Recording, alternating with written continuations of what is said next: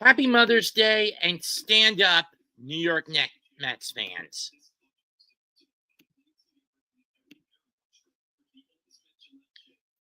This is it for at least until the season finale. The New York Mets and the Chicago Cubs getting it on in a rubber match. The Mets took game one soundly, 7-2, but the Cubs were able to hang on by a thread with a 6-5 win last night. Today, Griffin Canning takes the mound for the Mets. And the lineup is basically the same as Tyler McGill had to face last night, starting with Armstrong, Tucker, and Suzuki 1 through 3. Then Bush at the 4, Kelly batting 5th, Horner at 2nd, batting 6th, Swanson batting 7th at short, DH and Justin Turner, and John Birdie in the hot corner, rounding out the lineup. For the Mets, it's Louis Torrens and a few changes. Lindor, Soto, and Alonso remain at spots 1 through 3. Vientos at third, batting cleanup to give Brett Beatty the day off. Brandon Nimmo in left. Starling Marte will be DHing today instead of Vientos. Louis Torrens will be behind the plate as Alvarez had a bit of difficulty after getting hit on the top of his catching hand yesterday. He'll bat 7th. Luis Acuna bats 8th, and Tyrone Taylor rounds out the lineup batting 9th. The Cubs send Matthew Boyd to the mound.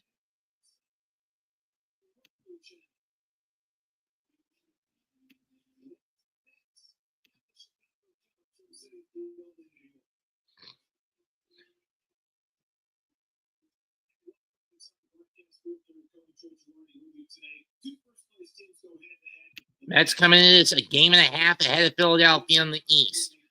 Cubs 2 games ahead of St. Louis in the Central.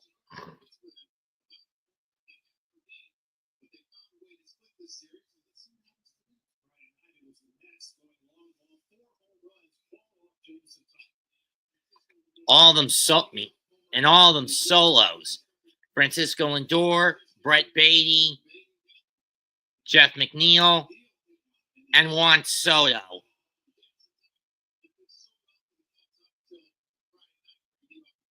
But on the other hand, the Cubs only needed 1 homer to win, and that was Dansby Swanson off Tyler McGill. The Mets did get 2, both from Brett Beatty, but it wasn't enough.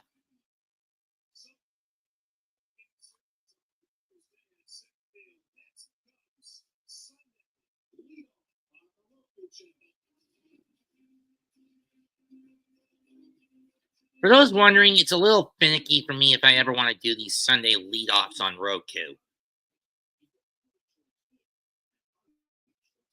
And for those wondering why, as of last year, MLB has been doing the Sunday leadoffs on Roku and not NBC and Peacock, cost-cutting measure. Because Roku is free as opposed to having to pay a certain amount a month with Peacock, and only getting the Mother's Day game on NBC, MLB found there was more potential in doing freebie games on Roku on Sundays.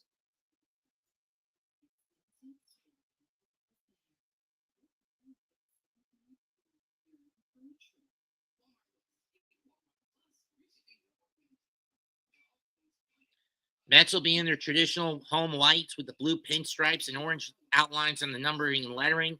Cubs will be in their default, will be back in their alternate road blues. 73 degrees and sunny at Citi Field. After this, the Mets will host a 3-game set with the Pirates. Then a travel day. They go head north to the Bronx, where they'll do battle with the New York Yankees in the first of 2 Subway Series.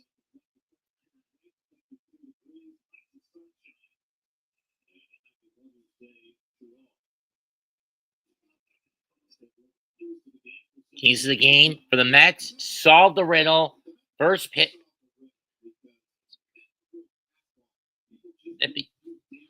Matthew Boyd's fastball. First pitch, and then this will be a bullpen battle. Yesterday was a bullpen gauntlet for the Cubs due to the injury to Shota Imanaka. There you see Lindor with his daughter. Vientos with his son. Nimmo with his kid.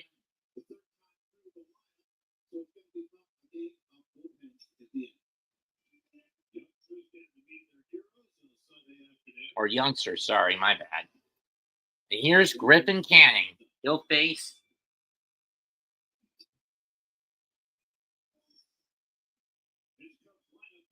Anthony Swanson's the guy that's got to find a way to get out. 4 homers, 10 RBIs in his last 16 games, and he's been hitting .345.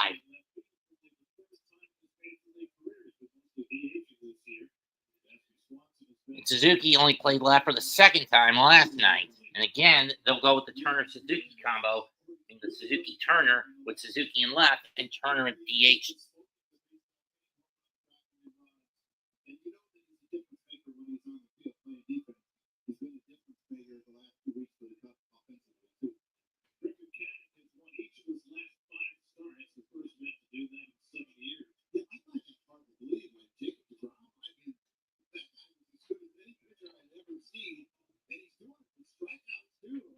Yeah, 37 strikeouts, 15 walks, 254 opposition batting average. The whip does worry me at a 139 in 36 innings.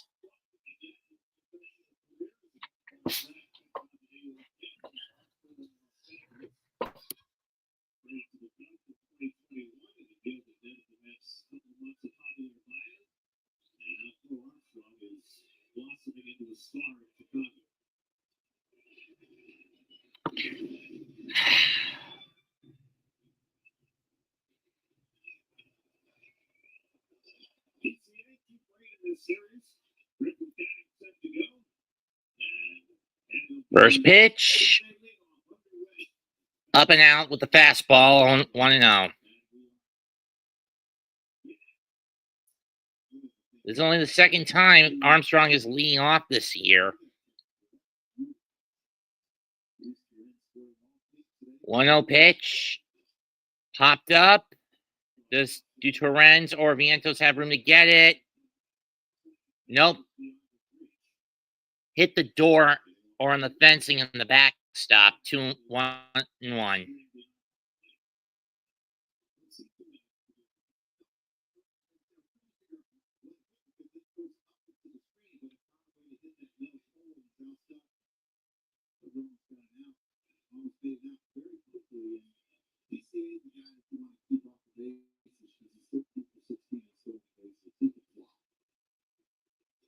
Got one last night, he did.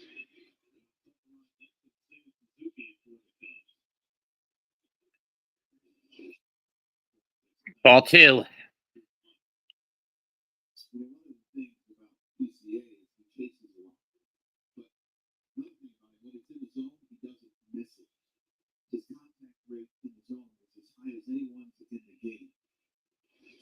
Chase is one in the dirt, 2-2. It was a slider.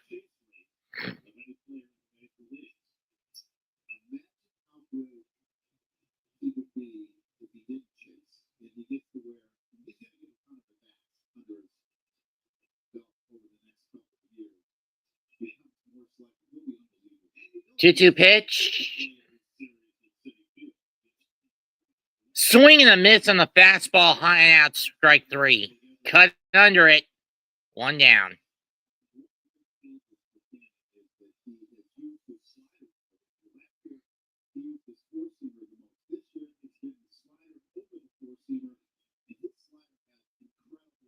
And then the changeup, then the knuckle curve, the cutter, and the sinker. But the slider, changeup, and four-seamer are his. But his slider and changeup are the 2 pitches that get clocked the most. Fastball blows by Tucker on 1. Kyle Tucker is 7th in OPS in the NL this year. 276 batter, 10 homers, 32 ribbies.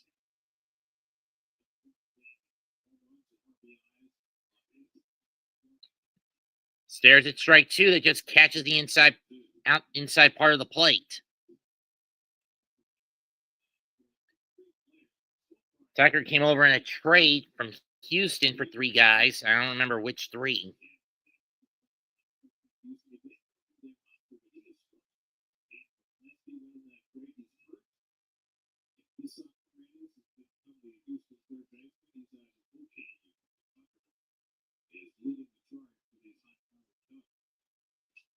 That's driven to left field, but it's going to hook foul down the third baseline.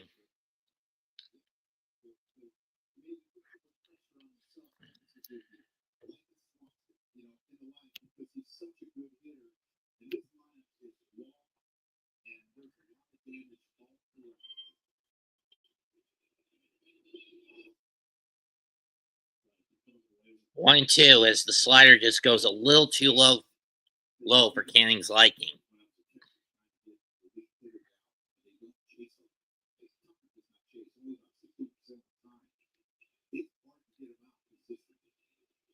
That's way too high. 2 and 2.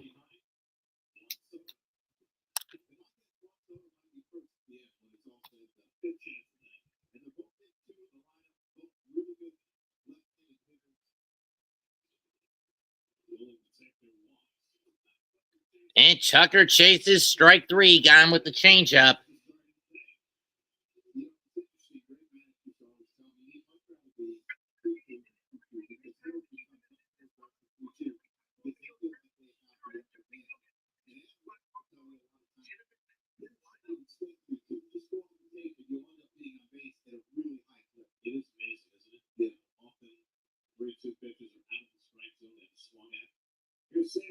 Here's Seiya Suzuki. Swing and a miss. Chase the changeup and low. Ball. Chase the slider low. Strike 1.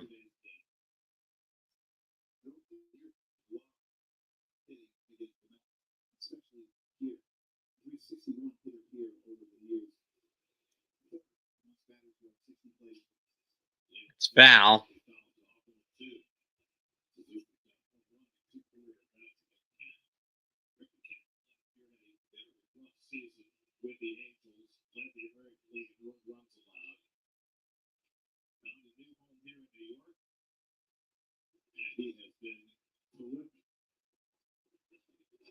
Outside, 1 and 2.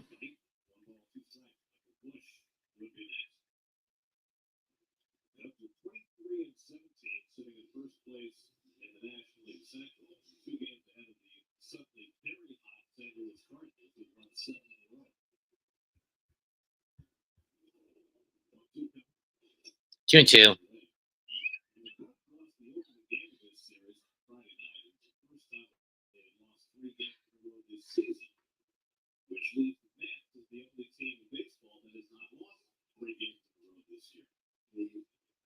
Don't jinx it, Gary, please.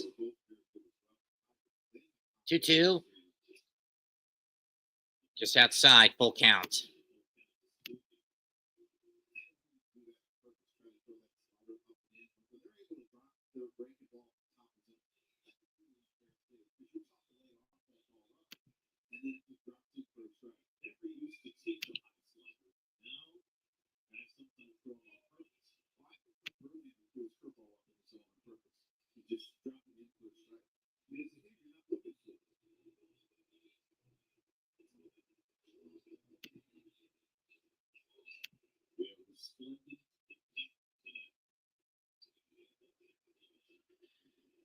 Here comes the payoff pitch. 3 men, 3, and Canning starts the game off by striking the side out. Nothing across for the Cubs. That's coming up.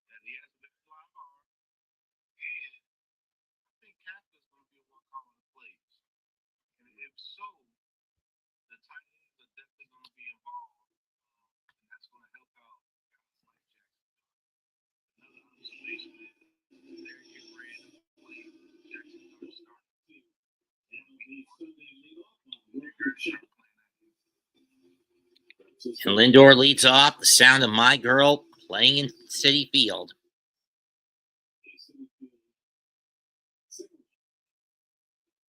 First pitch. Strike one as Boyd doesn't even bother chasing one over the plate.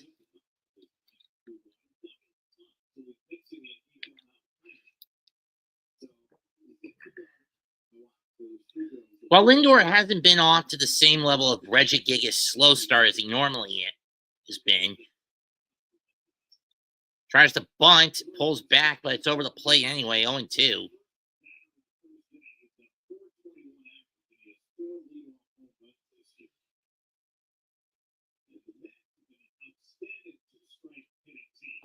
Oh, 2 on the way.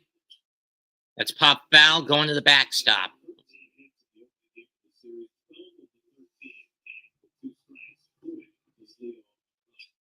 This was on Friday night.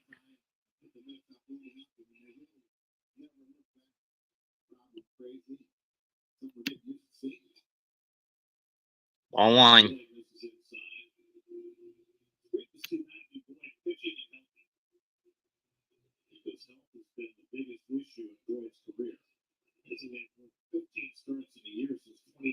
On 2 pitch. Got him swinging. 1 down.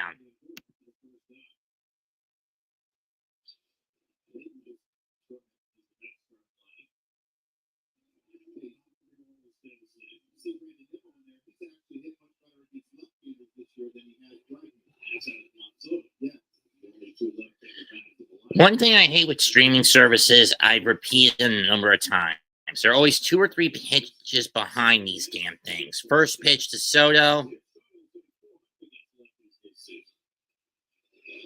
Big cut and miss, 0-1.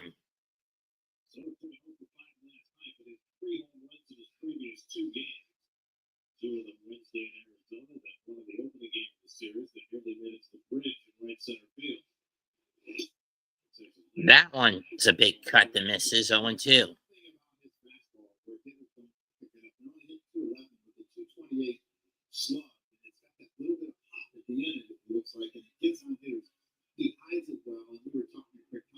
Said he thinks his changeup actually has something to do with it too. They're so protective of his changeup that they're late on here as well. I don't think Alonso was worried about his changeup. It's just hitting by. That one's fouled off, 0-2.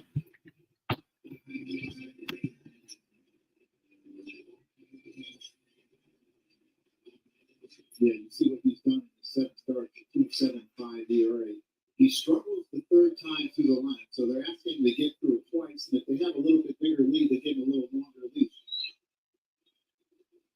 And Soto goes down swinging.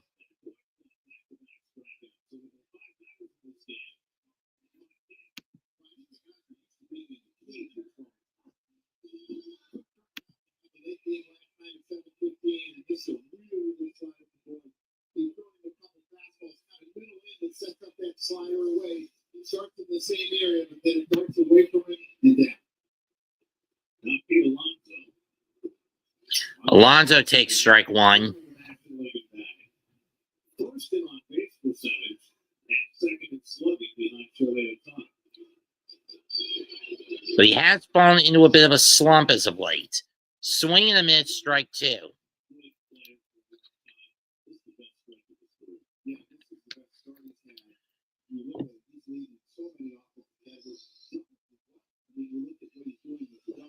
It's been a lot of power from Pete. And again, you brought it up the pregame. It really started with the 3-run homer last year in the playoff, and he hasn't slowed down since.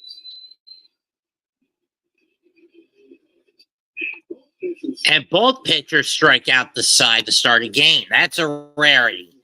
Neither 3 3 batters and three strikeouts for both sides.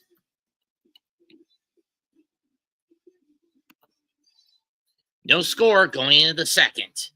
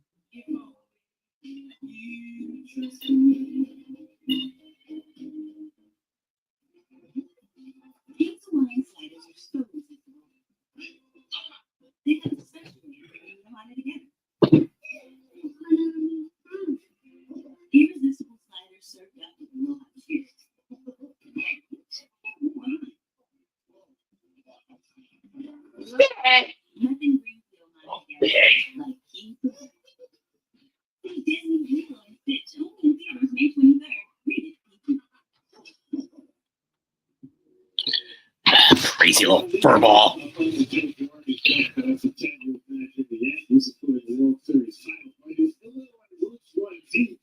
Making his debut with the Cubs in 1989, then started a brief stint in 2000.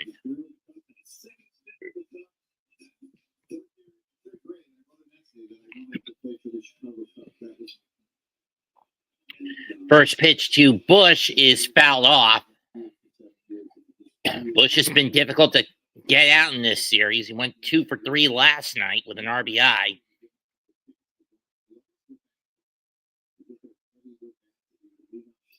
Strike 2.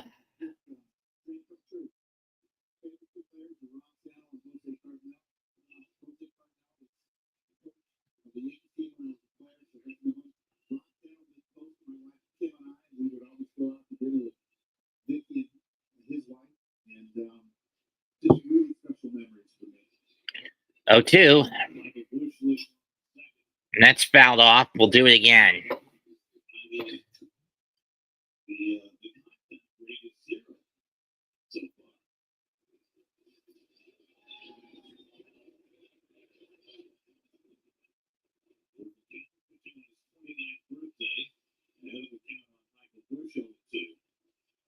That's too high. 1 and 2.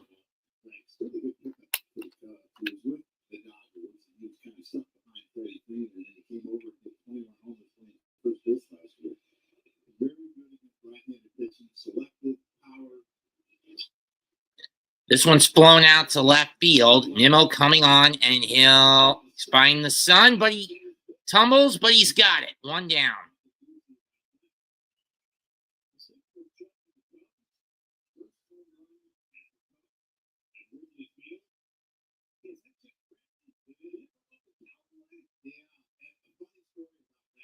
June 29th against San Francisco. And then June 10th of 1990.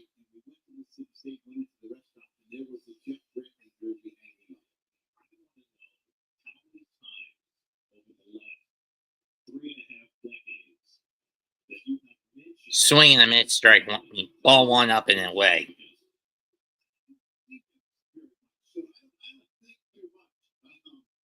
Damn.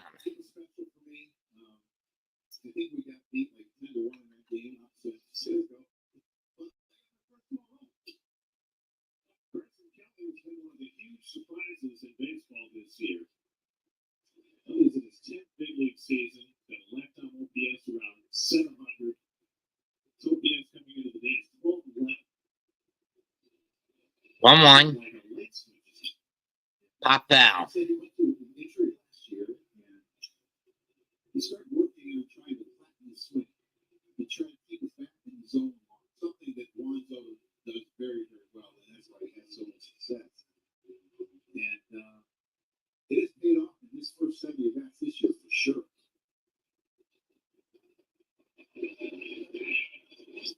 Ball 2. On a swing on Friday night, and I come out of that game. Miguel Maya caught yesterday and had a huge hit late in that game for the Cubs. But Kelly right back in there today.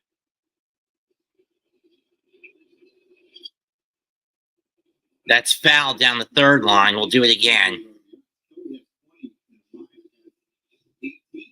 So, I mean, they have been very productive, and that's why you see this lineup producing at all levels, wherever they are. They have home run power throughout the lineup.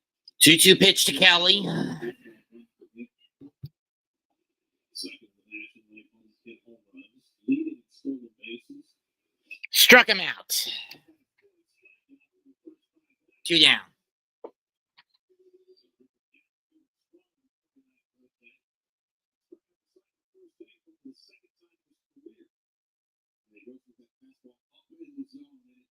I wasn't trying to talk. I was trying to speed it up. 86 and 90. So you're protecting down, and then you have to protect up. And you usually can't do both. Here's Nico Horner, and he takes the slider low, ball 1.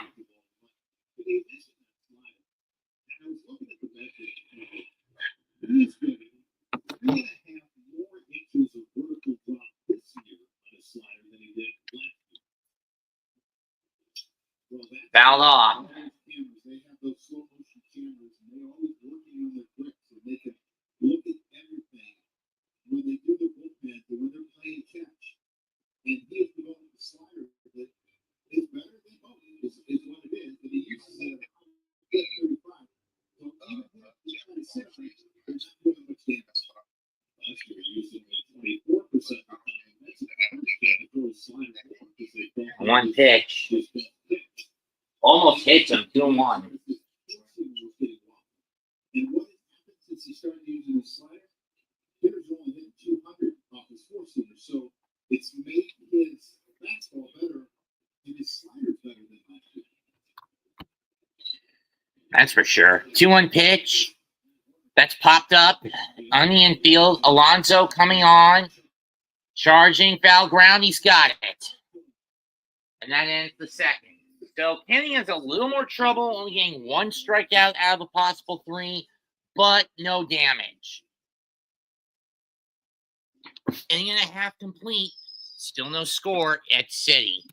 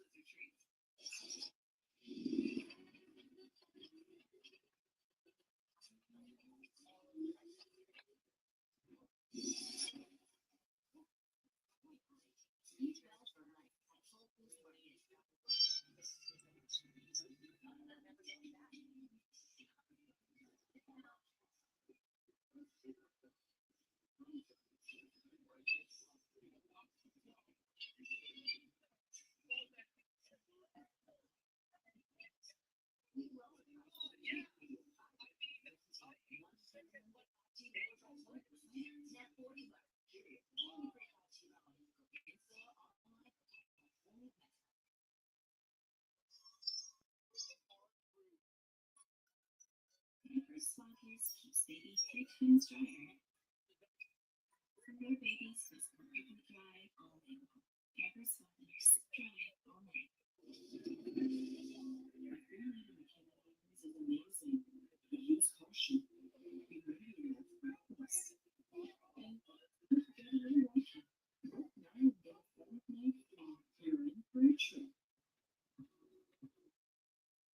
arsenal on Matthew Boyd's Statcast powered by Google Cloud. With Apple Series his bread and butter, I talked about hitters are hitting 211 with a 228. Here's Boyd's pitching arsenal.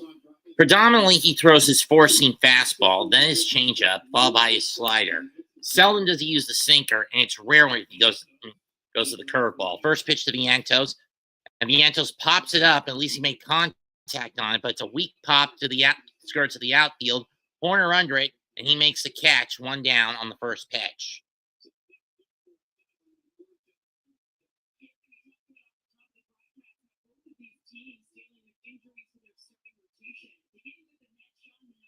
Yeah, Mets have no Shamanaya, no Frankie Montas, no Paul Blackburn for an extended amount of time until June at best for each of those three nincompoops.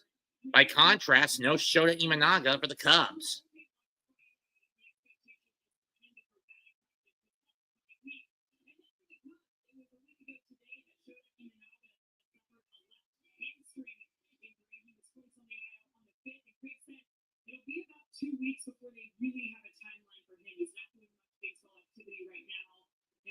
First pitch to Nim when he takes the fastball over the middle, 0-1.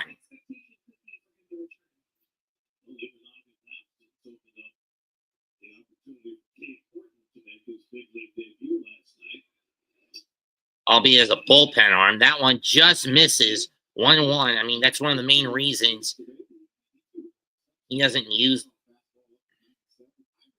And Justin Steele, he's out for the whole year due to recovery rate on Tommy John. Ground ball.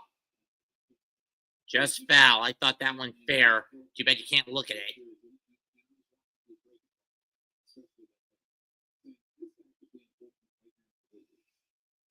Let's see. Yeah, that's foul.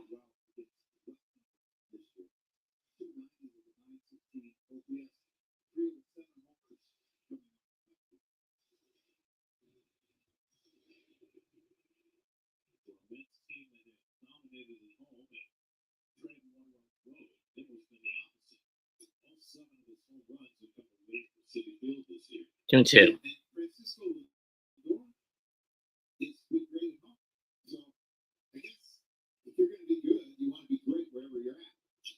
And Nimmo goes down chasing and tipped into the glove. 2 down.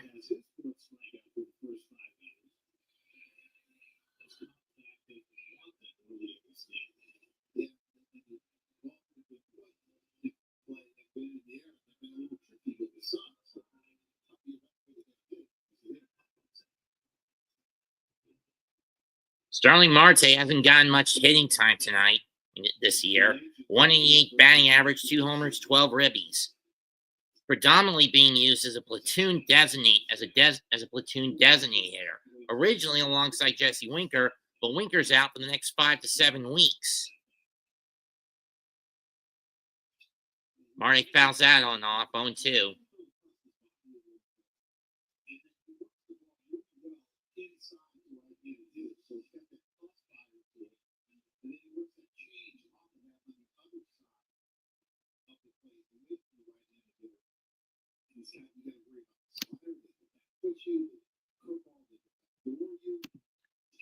Oh, and I think that one hits Marte on the foot. He's going to take his base. 6 times he's been plunked. So there is a base runner. Granted, not the way that Mets wanted to hit. Mets will get a hit out of it, but not the way, but not like that. He hit batter. I think he hit his back foot. Let's see.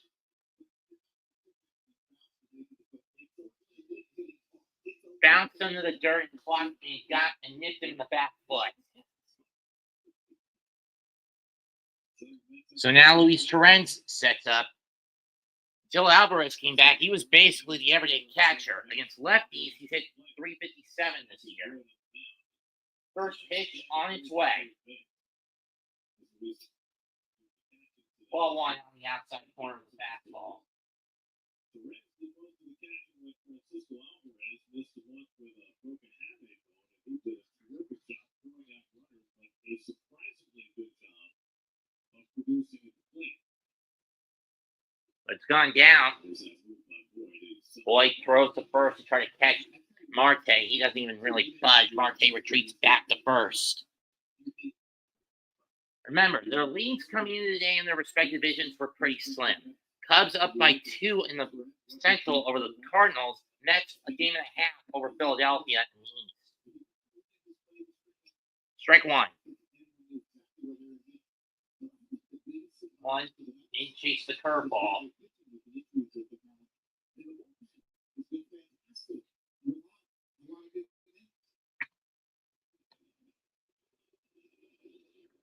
One pitch. Popped up. And that's going to find the seats. 1 and 2.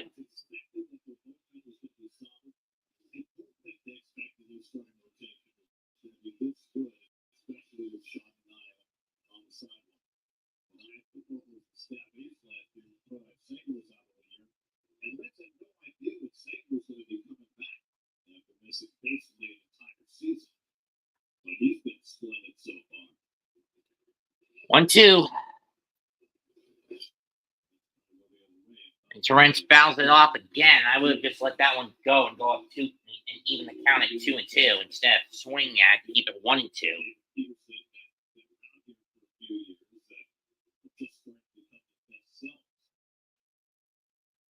I still worry about the parity with Peterson, though. 1-2 pitch. Inside, 2 and 2.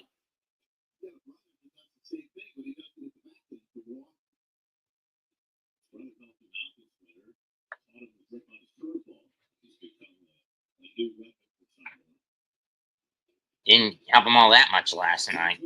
2-2 pitch. And there's disengagement number 2. If Boyd goes back to third one more time, that's a balk. Go back, press cut. Marte off again, that's a balk.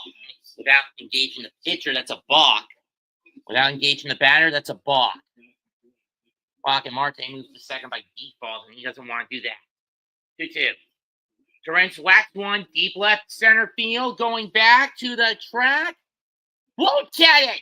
Off the wall, Marte is going to get home easily. 1-0 Mets on an RBI double, but no, it's a triple by Luis Torrance. He's safe.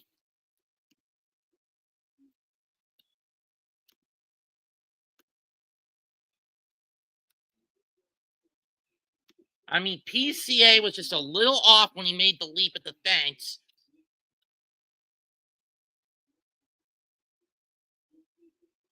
I thought that one was going, but yes, it was a little off the fence. This is where PCA was. A little more to the left, and he would have caught. If he moved a few inches more to the left, he would have caught it. I mean, to his left, he would have caught it. I mean, to his right, he would have caught it. To our left, his right, he would have caught it. Regardless, 1-0 Mets, and Luis Angel Acuna is up next.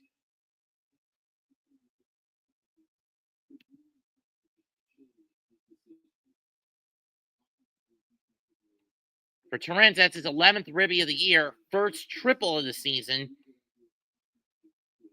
Just keep in mind, most catchers are not known for their speed. That one's fouled off, 0-2. Acuna in 34 games, 6 RBIs. He was the NL Rookie of the Month, both offensive and defensively, but more so to the latter as opposed to the former.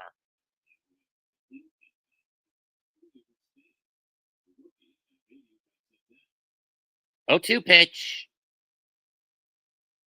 Way outside, 1-2 with the slider, with the curveball. I mean, there's a reason Boyd doesn't throw that curve all that much, and that's why. He doesn't have a good grip on it, which leads to a lack of control on the pitch. 0-2 is fouled off. Goes back to the slider. This time it does slide low, but Acuna had enough of a bone to pick with those last night. He struck out twice on those kinds of pitches his last night in the win by the Cubs. 1-2 pitch.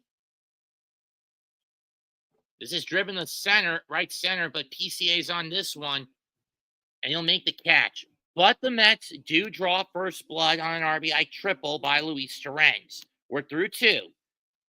New York 1, Chicago nothing.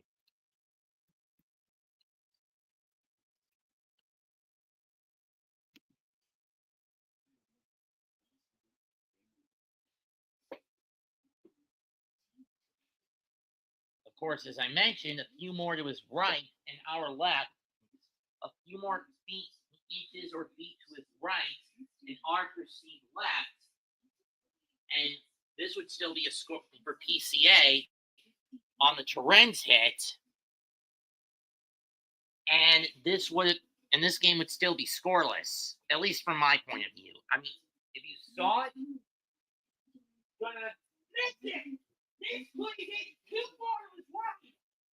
It was too far to his left.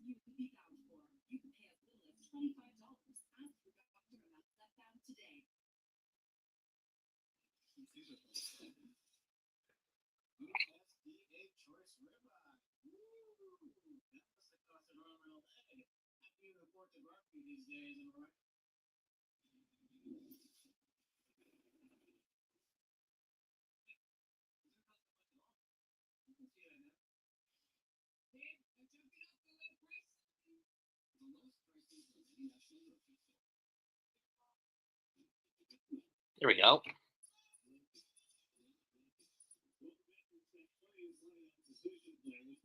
Yep. Severino, Manaya, Holmes, Manning.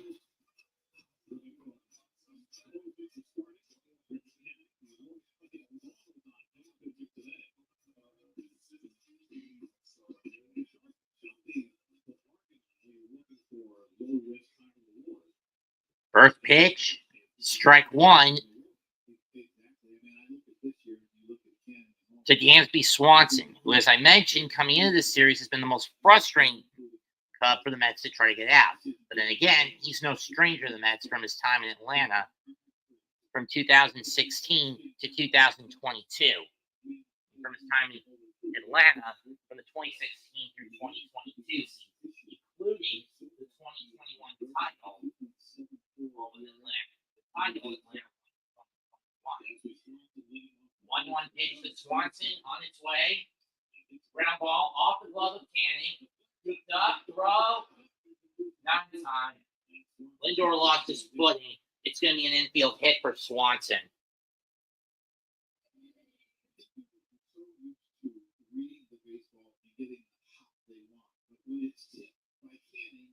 It changes the direction of Francisco Lindor a little bit.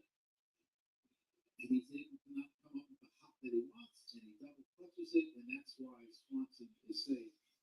But you have 2 elite defensive shortstops. Here's Justin Turner.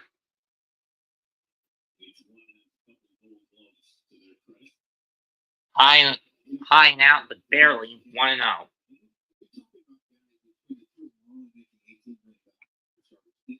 Turner is too shy of 200 career homers, and because he hasn't had a lot of play time as a Cub, he's not hitting all that much. 161, no homers, 7 ribbies. I really hope I didn't fucking jinx it. That's low, 2-0.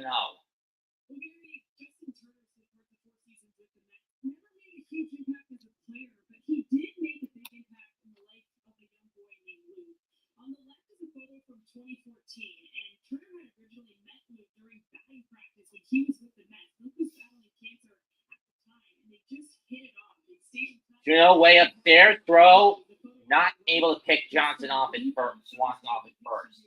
big mistake. I mean, I get what Torrance was trying to do, but that's a gamble because now Canning is in 0-3 in a 3-0 hole. Because now you put your pitcher in the hole at 3-0 with the count at 3 balls and no strikes.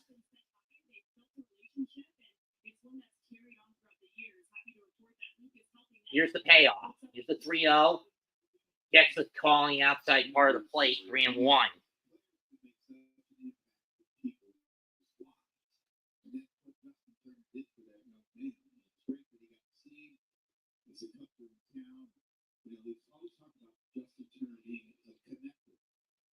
Throw to first. Swanson gets back. That's one disengagement.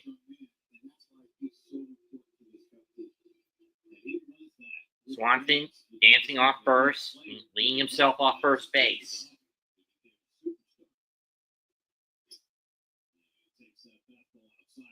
And this time the fastball outside doesn't hit the mark. Ball 4, and Canning finds himself in trouble early in the third. First two batters. If he just lets that one go, Lindor gets Swanson, and it would be just a man on and one out. Instead, it's men on first and second and two, nobody out.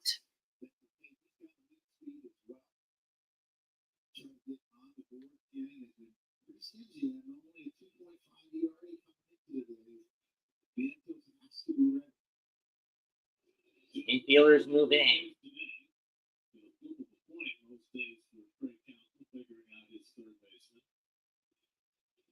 Here's John Birdie.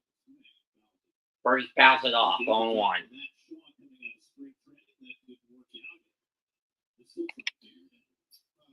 Birdie 290 in his last 10 games is up his batting average to 254, but he's not very productive when it comes to runs. He's a utility infielder who's more known for his glove, not his bat.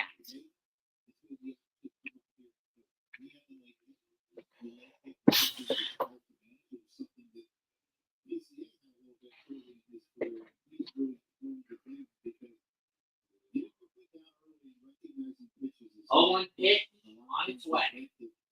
It's hard to manage getting the foot down at the right time. It's a little bit to the bunt and grass against Birdie. And so plenty of Birdie. Disengagement. That's number 1. This is that. Look, Swanson back to second. I agree. It's exactly the word I would use to describe. Play all over the gun. Strike 2. Baseball on total bases 1 year.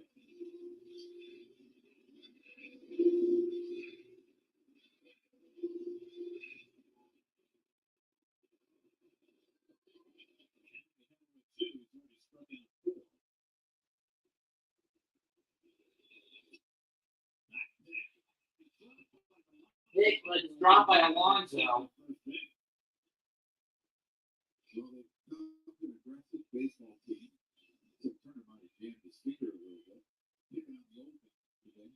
Tough break for Alonso. It cleans that pick. Swanson's.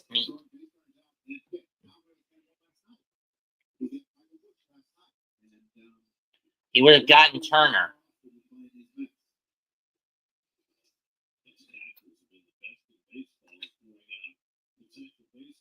1-2 is fouled off. Is fouled off on the dirt and then trapped by Torrance. So technically, it's a foul ball. 1-2. Yeah, last year the Mets were notorious for coughing up stolen bases. That's fly ball, right field. Soto under it. Moving up, makes the catch. Swanson's going to tag, but instead he's going to retreat as the cutoff is thrown in cleanly to Acuna. 1 down.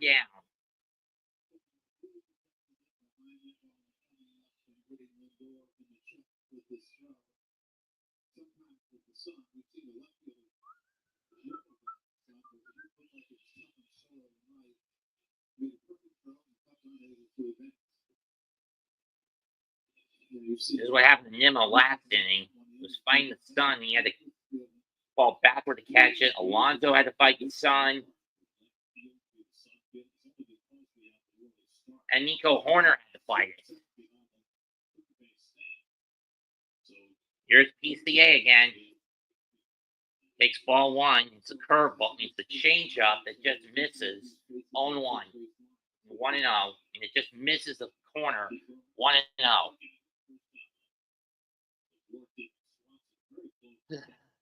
1-0 pitch.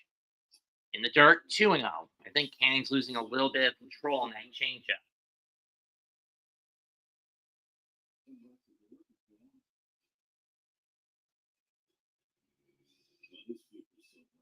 Runners on first and second, 2-0 count, 1 man out. Canning can't gamble on that changeup. It's in my view.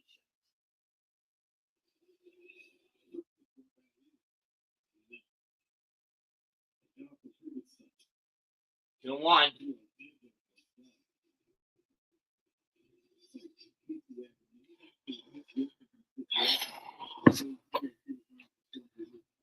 Ow. With runners in scoring position, PCA is 302. It was a hitter. 2-1 pitch. That's fouled off to the backstop, 2-2.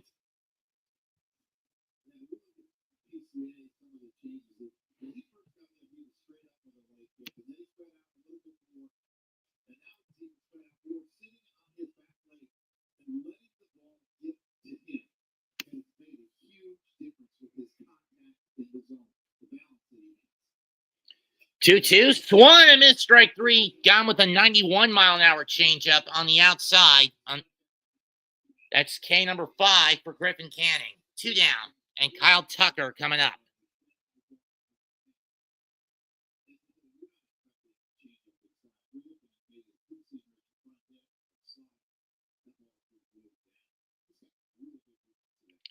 Tucker, another one of the strikeout victims. So PCA has struck out twice against Griffin Canning this afternoon.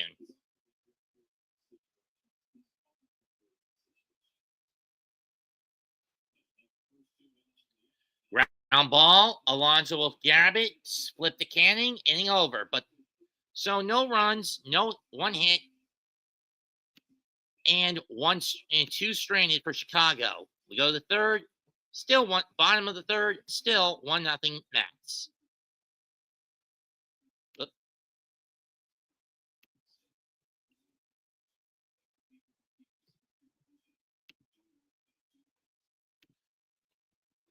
I feel like I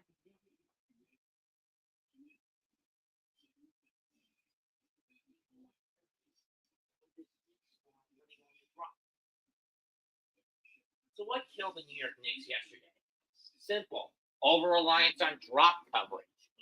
Falling into the trap of drop. One kick will bring the trap. You don't want to fall into. Committing to drop coverage.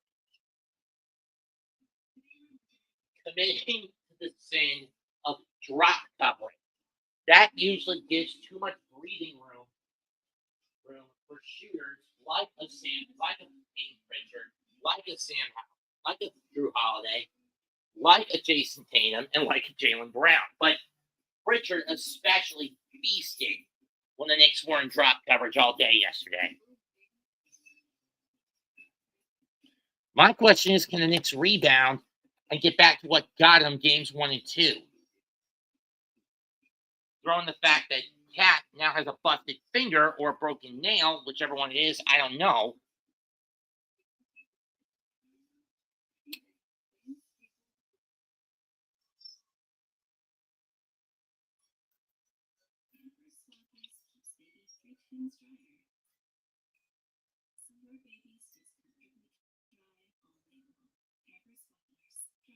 So it looks like Cat will play tomorrow, but he's got to be careful with that finger.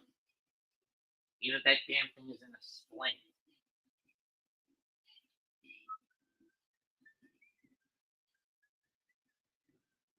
Furthermore, the Knicks need to stay out of drop coverage at any and all costs tomorrow night.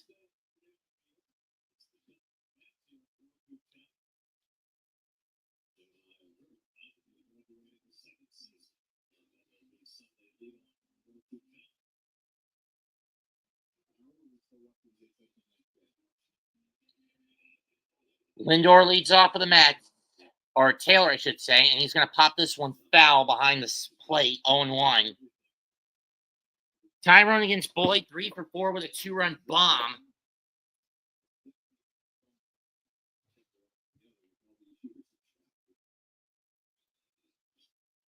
This one's popped up in the fairground. It's going to be at the mound or near at it. And it's Bush who's going to grab it. 1 down. This will be the second time through the order for Boyd.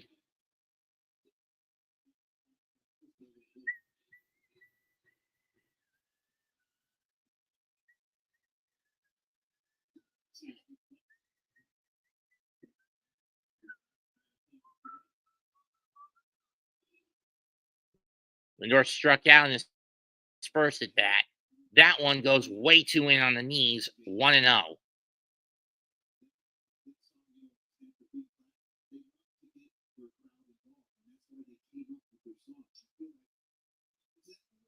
Foul off. 1-1. For those wondering what song Joe Girardi is talking about, he's referring to the Cubs' victory song, Go Cubs Go.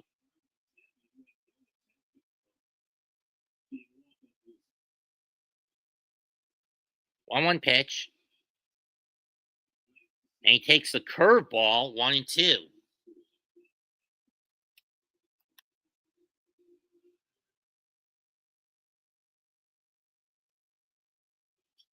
That one's fouled off.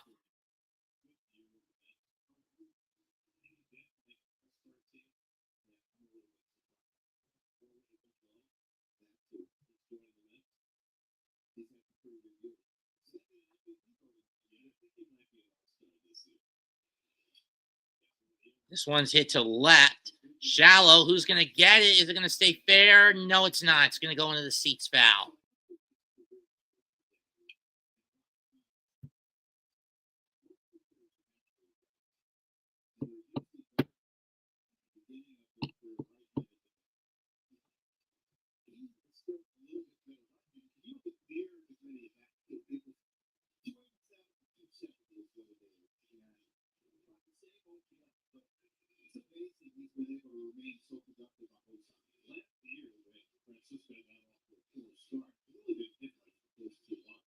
He was hitting on right-handed, even when he was struggling from the left side. I think he's got a more natural swing from this side of the plate. But the Mets have not seen many left-handed pitchers this year. 1-2. In the dirt, 2-2.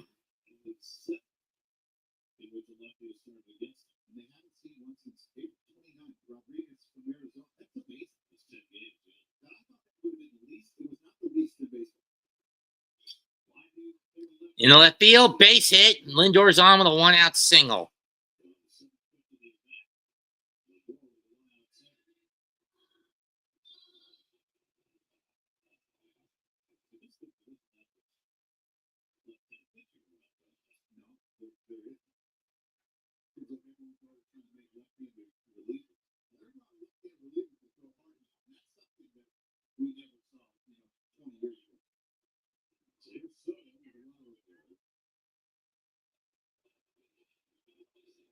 Juan Soto up next. Pickoff move by Boyd, but Lindor dives back safely.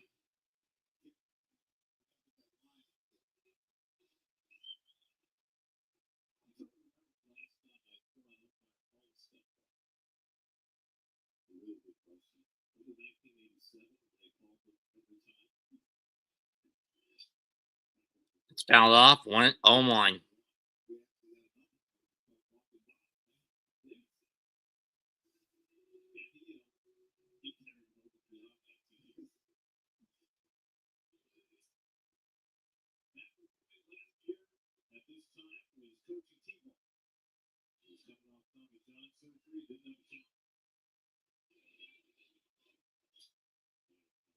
So fouls off again, 0-2.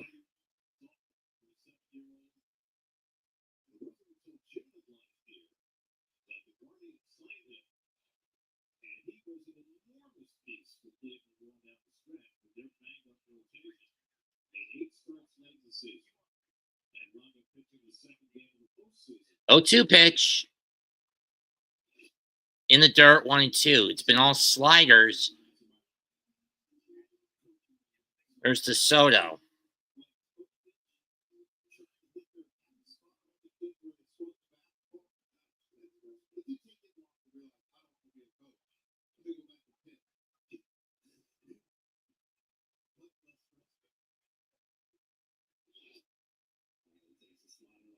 One and two.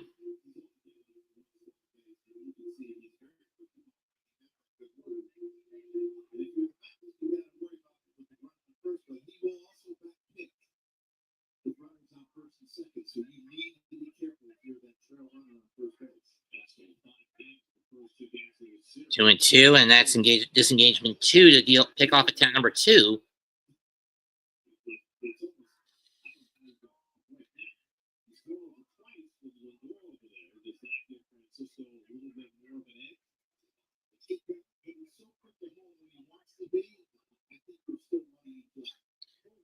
Hold down the first. Nice pick by Bush. 3-6-3 double play.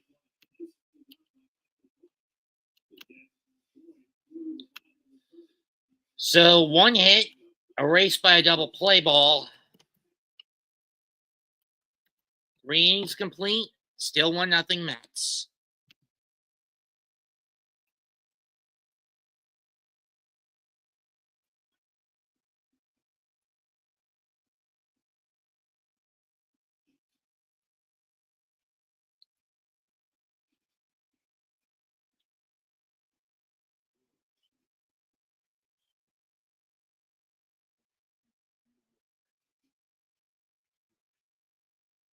War Chamber.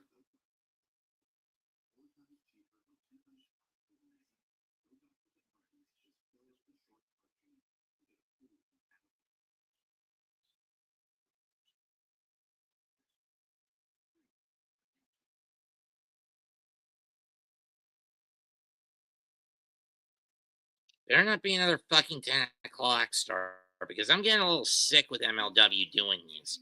Because of this, it makes it because of the fact that they're all 10 o'clock starts in MLW, it makes it difficult for me to even bother doing live reactions when your mother puts you on a fucking leash because your damn apartment's not soundproof. The drop ceiling in your apartment's not soundproof.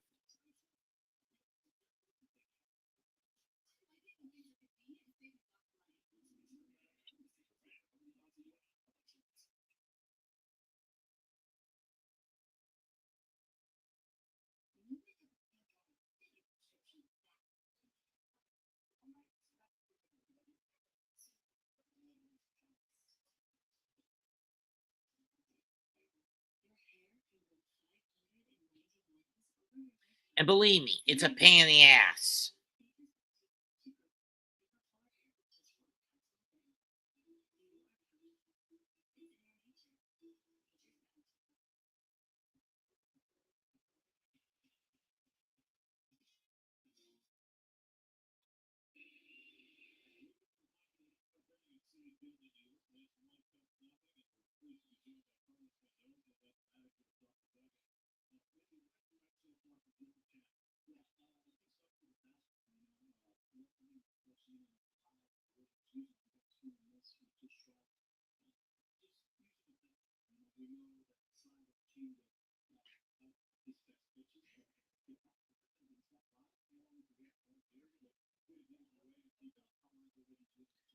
First pitch to Bush,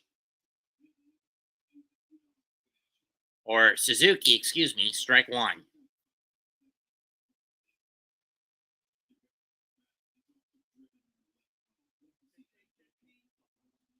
Ew. That one's way up, 1-1.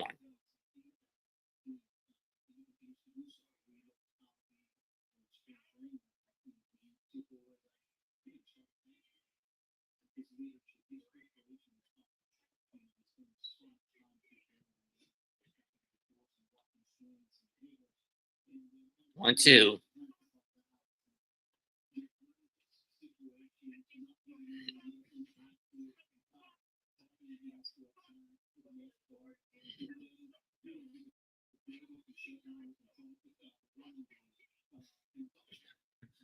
That's fouled off 1 and 2.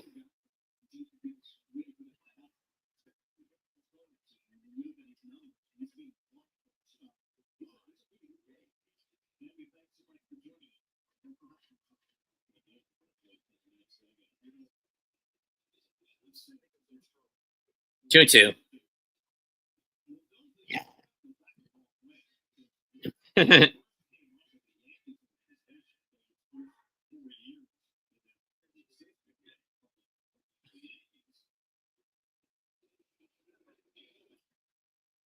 Ground ball. Kenny will snatch it, flip it with the glove, and get him out. 1 down.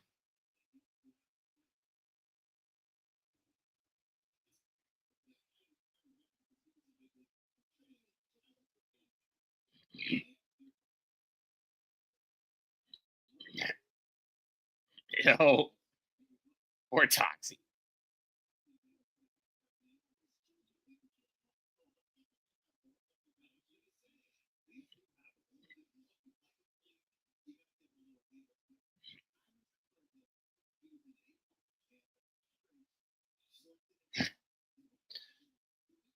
Swing and a miss, strike 1 to Michael Bush.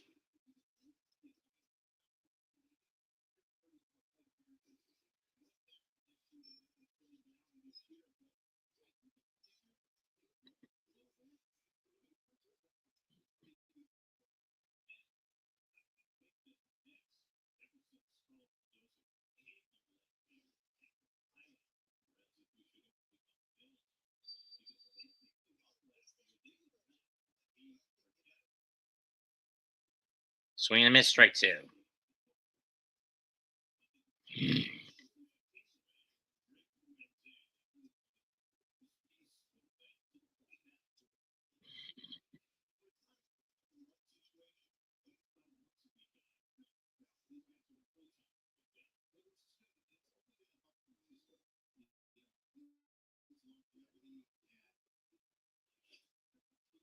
Ball 1.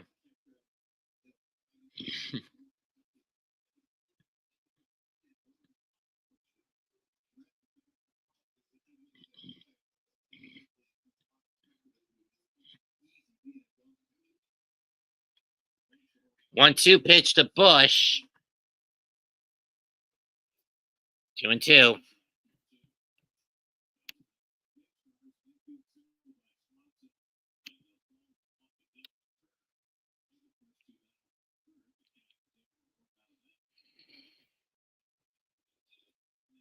That's grounded to Alonso. He'll take it himself. 2 down.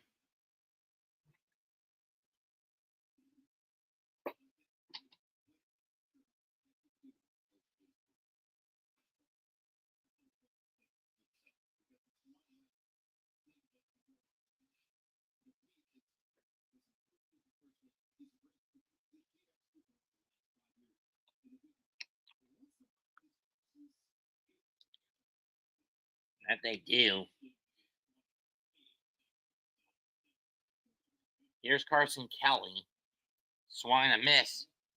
Went after the curveball.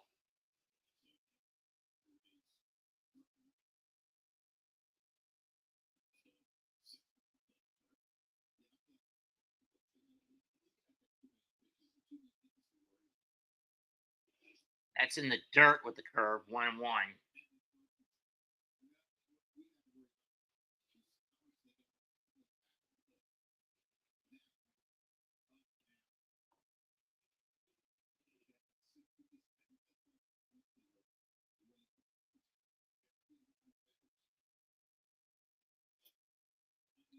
Line the other way, but goes under it. Inning over.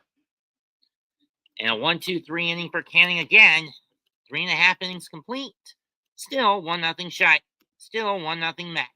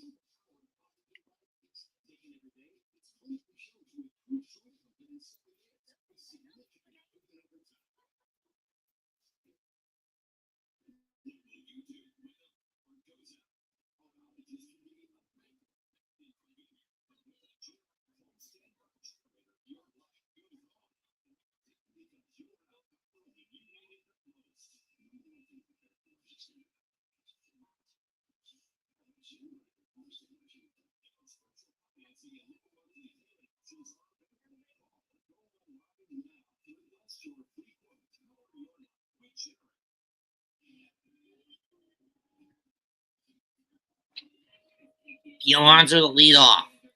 The main problem so far, despite the fact Griffin Kang has the upper hand, he's thrown 17 more pitches than Boyd, mostly because the Mets are being a little too impatient and jumping on each pitch. For better or worse. They're not stacking. In other words, they're not stacking the count. Strike one.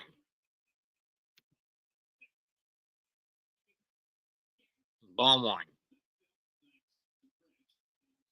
Alonso fouls that one off. 1-1.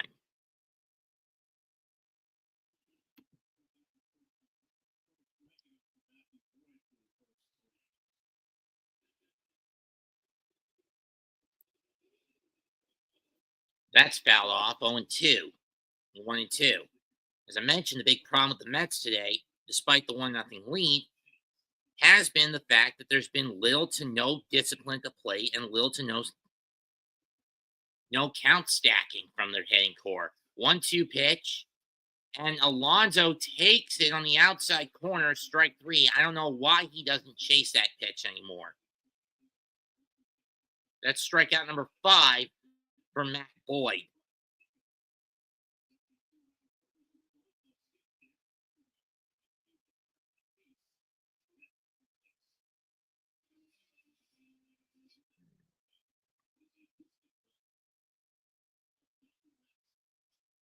Strike one of Vientos, again relying on that curveball.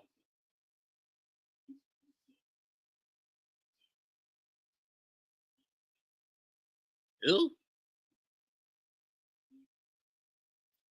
Vientos hits a grounder to Swanson. Throw, 2 down.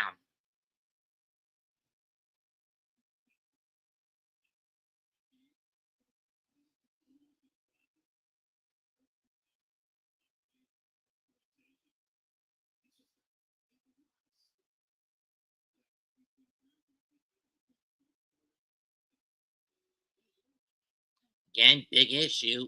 Why is pitch count so low? The Mets are being impatient. There's little to no discipline.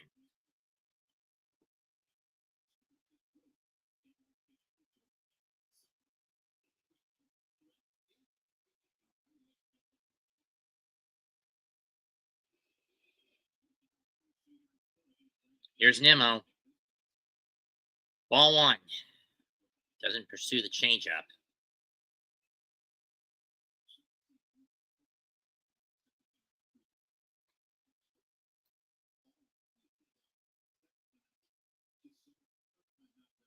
Ball two. And if you're Craig Counsell, you want to get him out of there. You want to get him out of there before that third time through the order.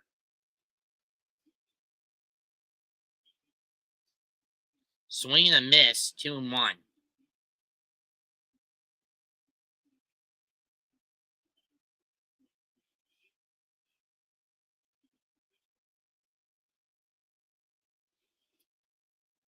Cuts and miss again on the fastball, 2-2.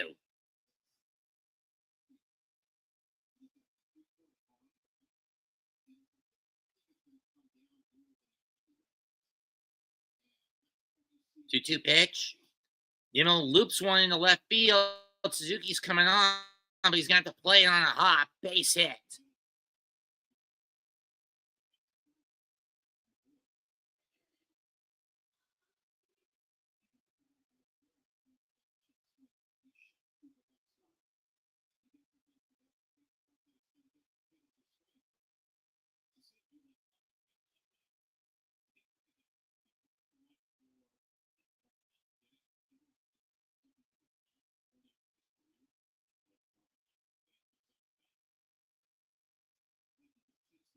Ball one.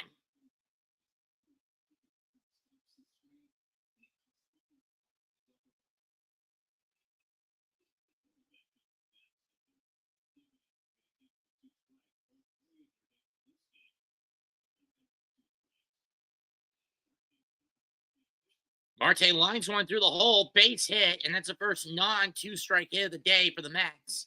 Runners on first and second. Only their second time in this game where they've had runners in scoring position.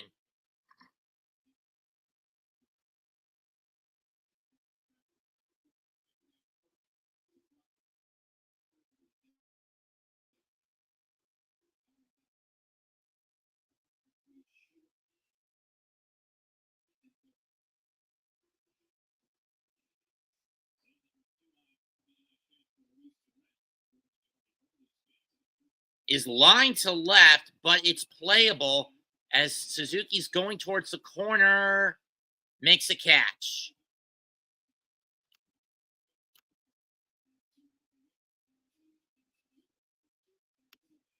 Two hits, nothing across for the Mets, and they strand two. 4 innings done. Mets still up 1-0.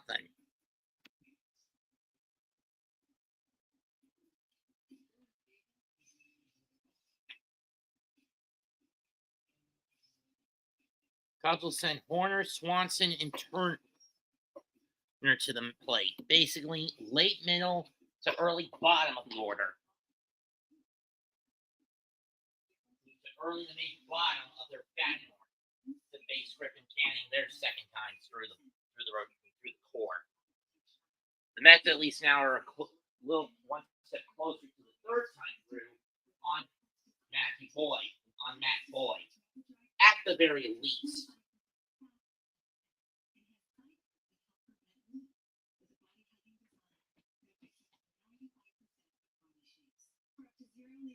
So far, 4 of the 5 hits have come from Met bats. A 2-out RBI triple by Torrens, a pair of 2-out singles by Martin. By Nino Marte, and a 1-out single by Lindor. Only hit for the Cubs, a leadoff infield hit by Dansby Swanson, which amounted to nothing, which amounted to essentially nothing. Back in the third inning.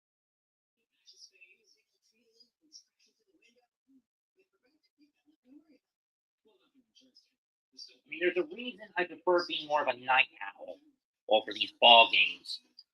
And it has to do with my watch. I'm not a fan of doing these sorts of games in the middle of the day where I'm worrying about how many steps I have to take. If it's a late game call, like around 3, 4 o'clock, and a late afternoon call, like 3 or 4 o'clock, then I'm fine. But noon to oneers are a bit of a pain in the ass, and 7 o'clockers are fine. 7 and 8 o'clock games are fine because by that point, I can't accumulate any more watch hour goals. Hourly step goals.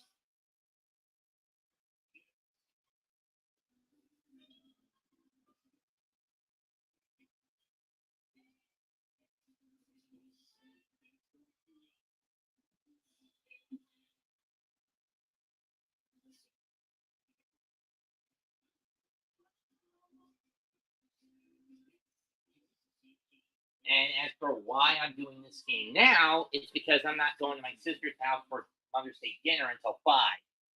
First pitch to Horner is out too far and tight. Ball 1. Horner fouled down his first at bat, back in the second.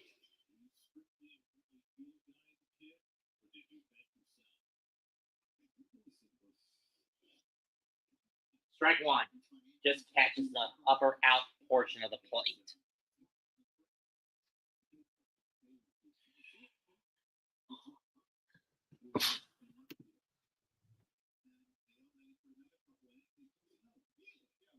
I tried, DB. 2-1.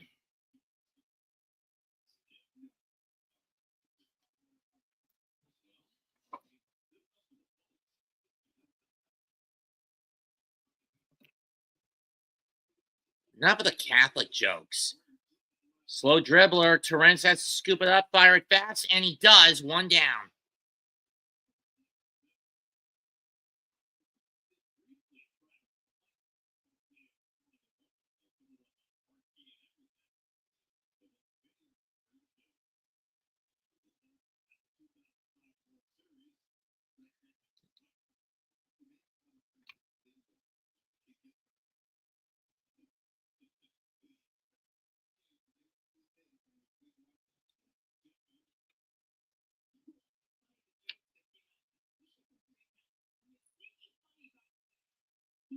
Can we stop with the damn Catholic jokes already and just get back to the game?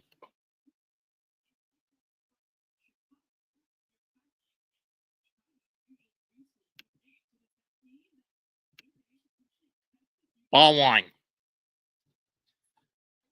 I mean, in my view, I don't really care who the Pope is. I mean, what team the Pope roots for. If he's a if he's a shy soccer, fine. I don't care. But that said, that doesn't mean he'll make Chicago, I mean the Southsiders, God's team. Actually, God doesn't really have a preference for a group of men he would root for. Trust me, I know that badly. 2-0 pick, all three. And so is Xavier University in Cincinnati, even though they've all gone perverse in one way or another.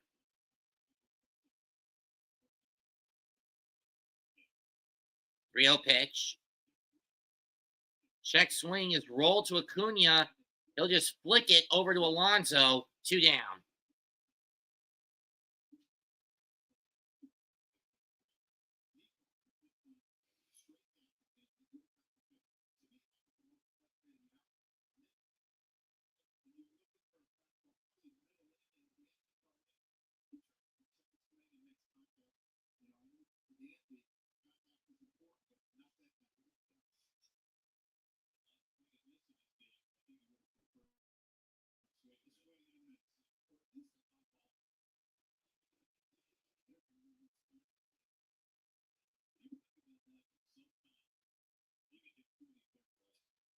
First pitch is a strike. He went to the curveball on Justin Turner. 1-0-1.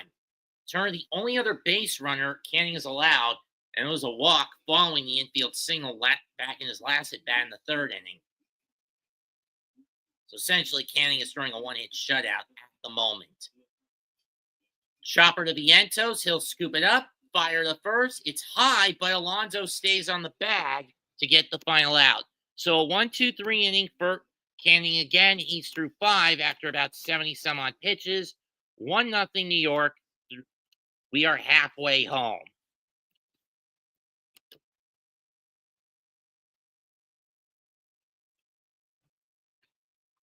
Oh, my foot.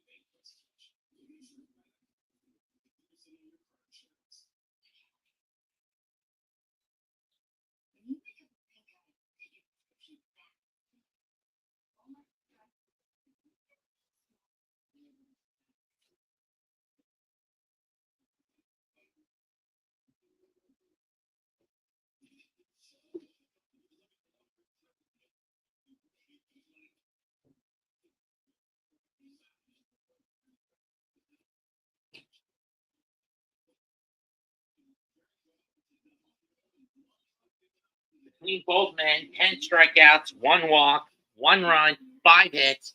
Acuna's going to pop this one up in foul ground, but no one's going to get that one. Strike 1.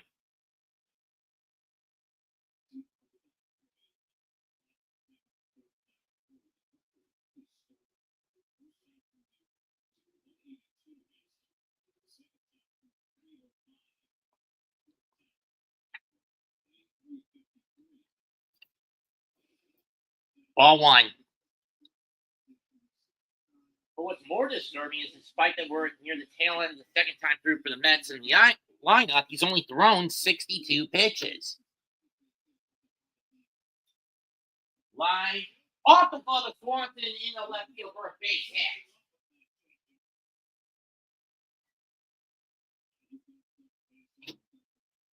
That's the first time that's happened to Swanson this weekend.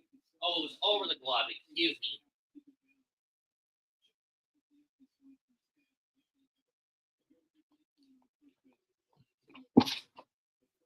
Acuna is going to need that speed if it gets hit on the ground by Tyrone Taylor. What? Taquitos.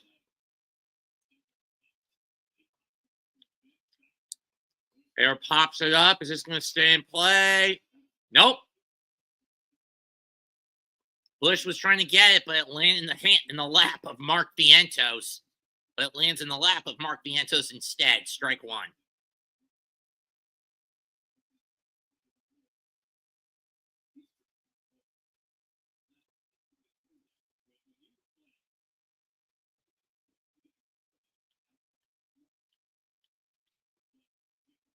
Leaning a little more, and he would have got it.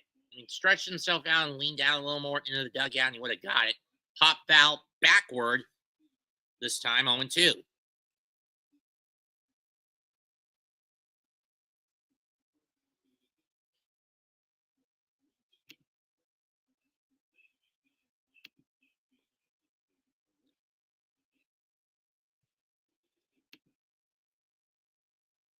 One, two.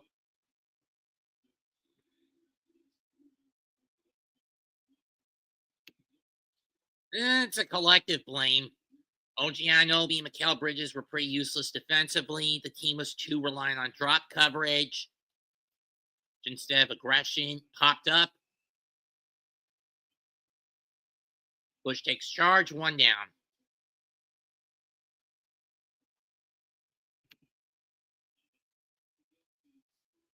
Yeah, I know Sabu passed.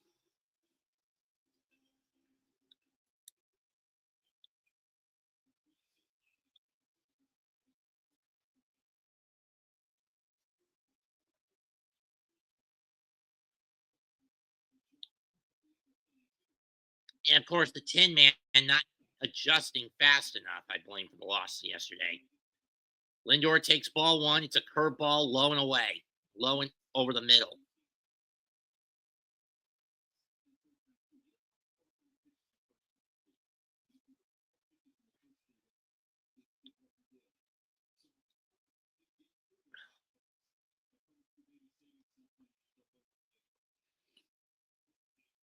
Swing and miss. Another curveball. 1-1.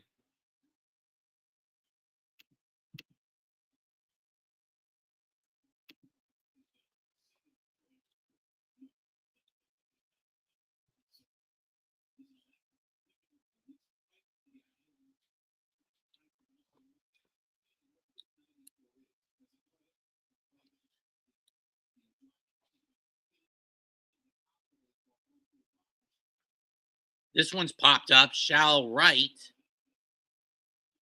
And Bush drops it. It's a missed catch error. Acuna wasn't going to move anyway.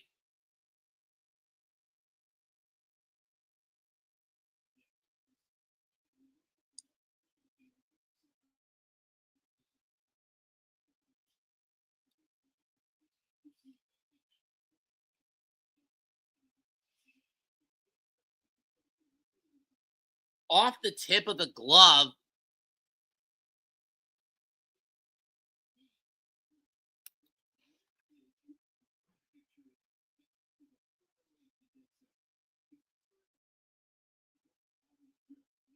It's true.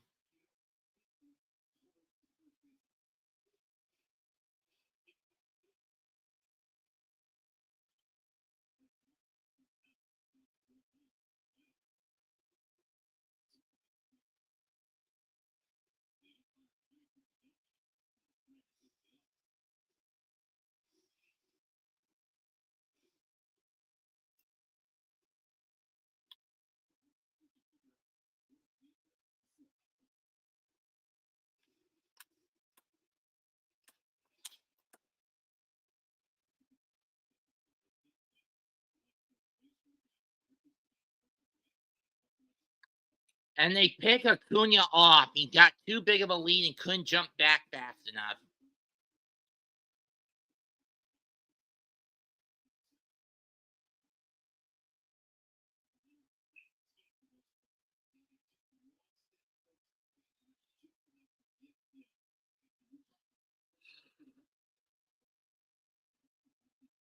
He was out by a country mile.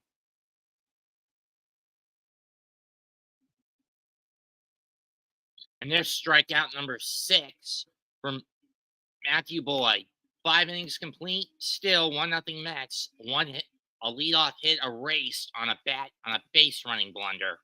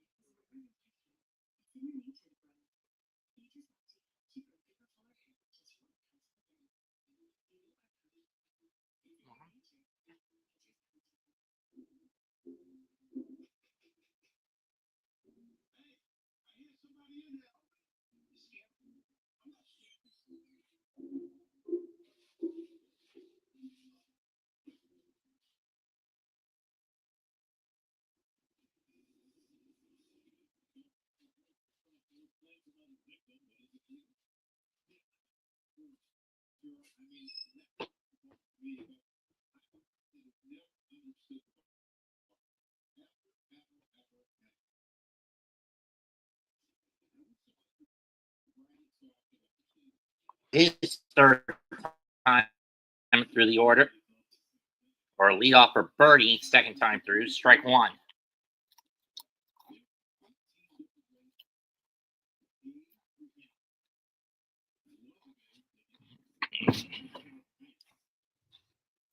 Swing and a miss, 0-2.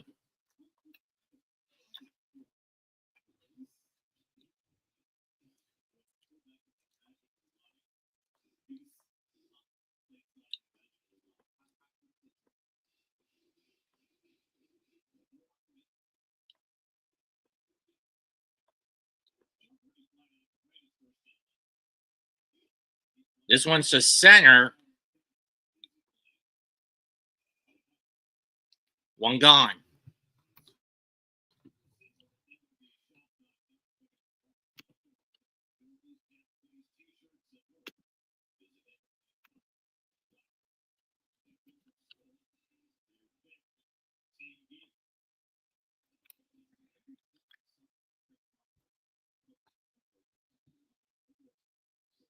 PCA up next.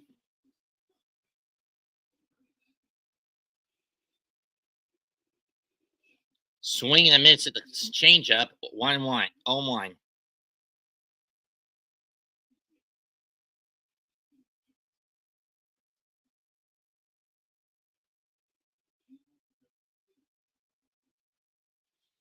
One 0-1 pitch. Gets a cookie in on the hands. Right field. That's going into the Coca-Cola corner and gone. Tie game.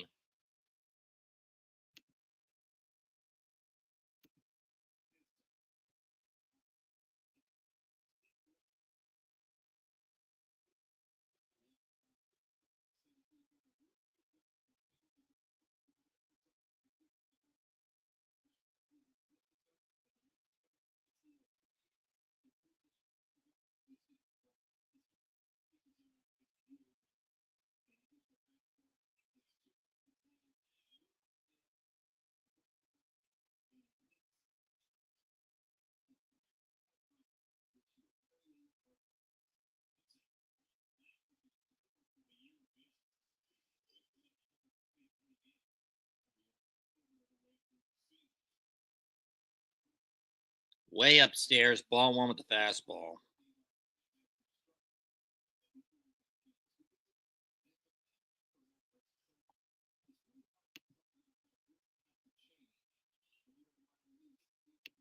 Again, David Podden, I'm aware of that fact.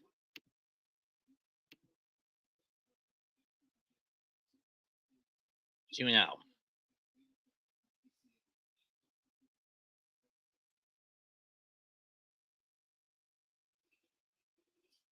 That's fouled off. 2-2.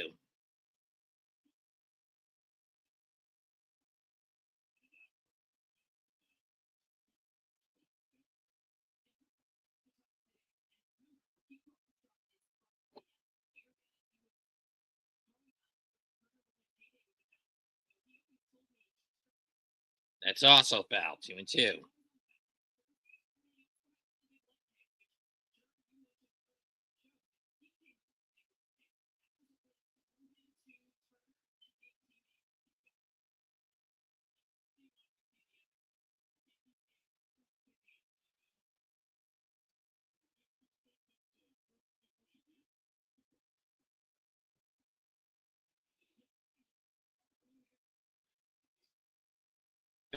Fouled off, and Torrens gets hit in the face, or it got him in his hand. Where the bat or the ball hit him? Let's see. It hit him.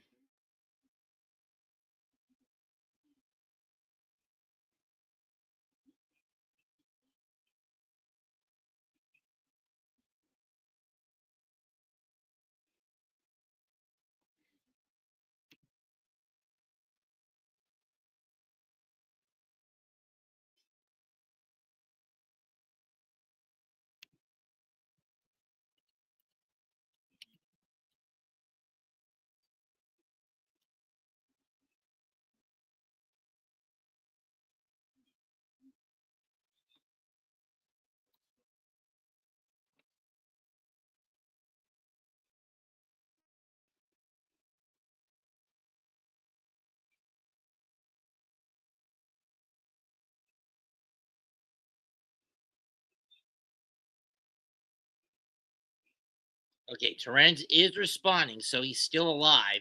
At least that's good.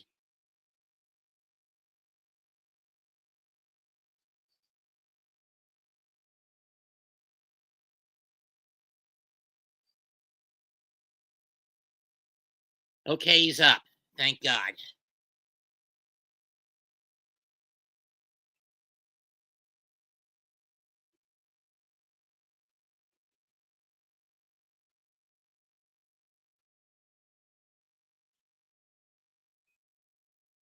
Or at least he's back up on his knees.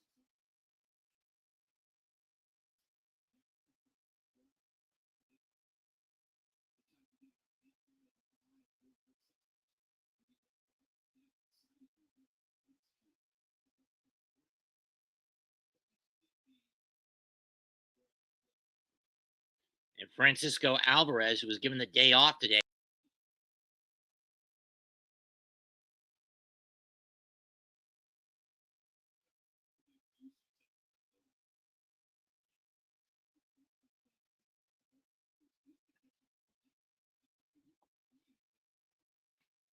which means that rookie that they picked up, that was in as the backup, will have to be called up if Torrens is not able to go for a good bit of time. Alvarez is getting his gear on.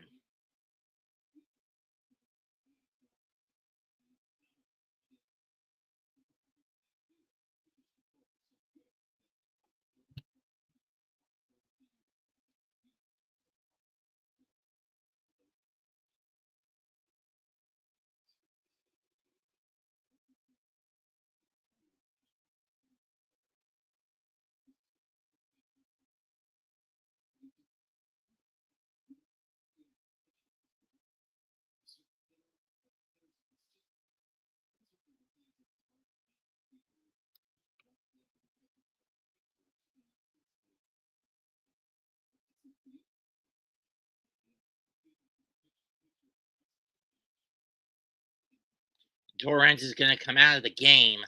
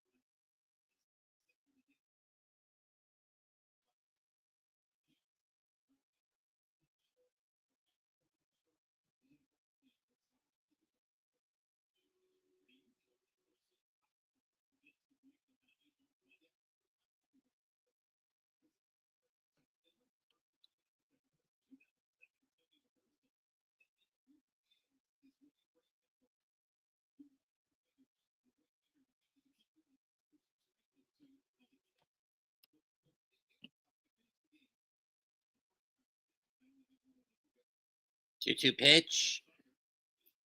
Fouled off. We'll do it again.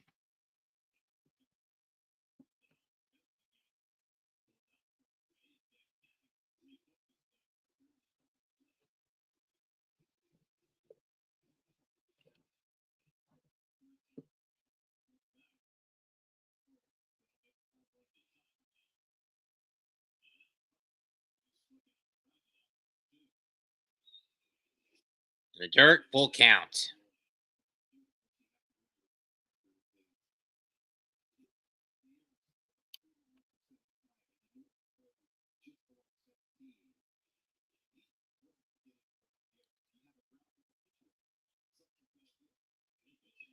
Ground ball to Alonso. He'll flip the Canning. 2 down.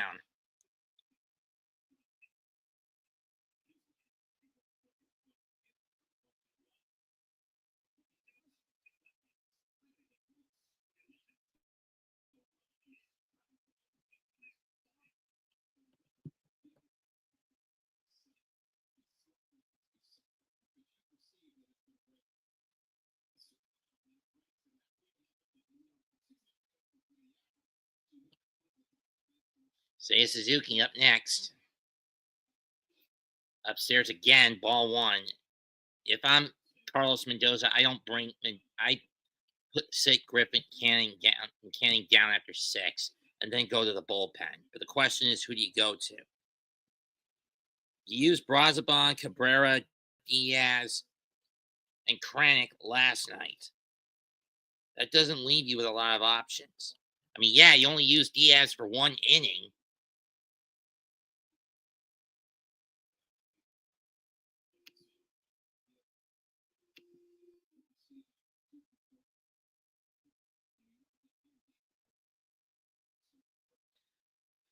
But let's look at the pitchers you can't risk using today. 1 and 2. You could go with Diaz and Cabrera, use Diaz and Cabrera, but Brazaban and Crank are off the table today.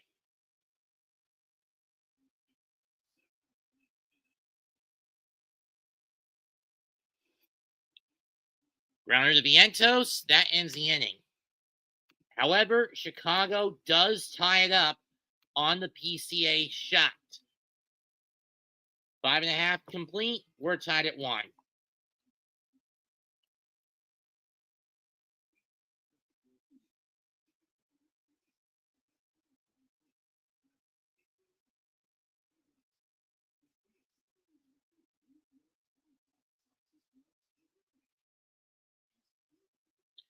The problem with bringing Cabrera or Kranick, bringing either Brazaban or Kranick for the 7th, is they threw over 20 pitches each last night. You can't risk overtaxing the arm.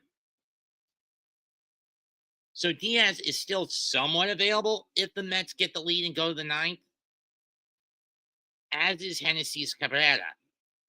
However, that only leaves you with Jose Buto, Ryan Stanek,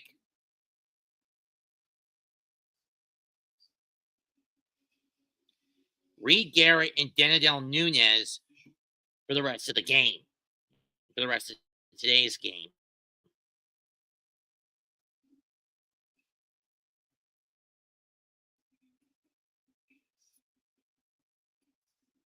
Here are the pitching matchups for the Mets and Pirates. Paul Skeens against David Peterson tomorrow. Mitch Keller against Kodai Senga on Tuesday night. And on Wednesday night, Clay Holmes faces, who's this Falter kid? Bailey Falter.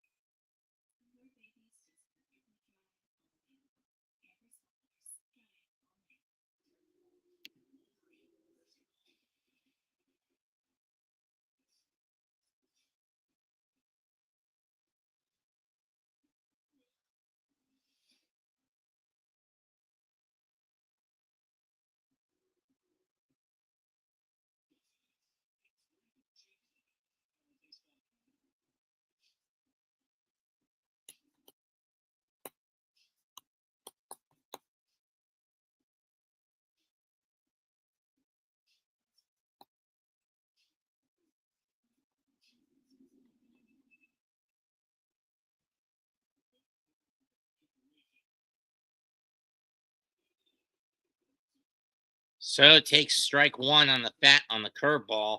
Boyd still continuing to be a menace. Soto struck out in the first and grounded out in the fourth. This is the third in his last time bat. So pops that one foul behind the plate. We'll do it again. That was a fastball.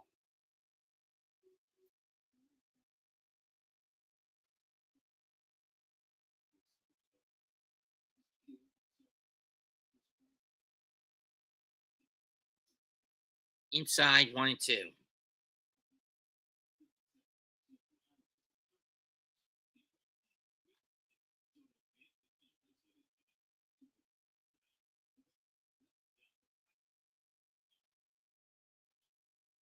That's fouled off.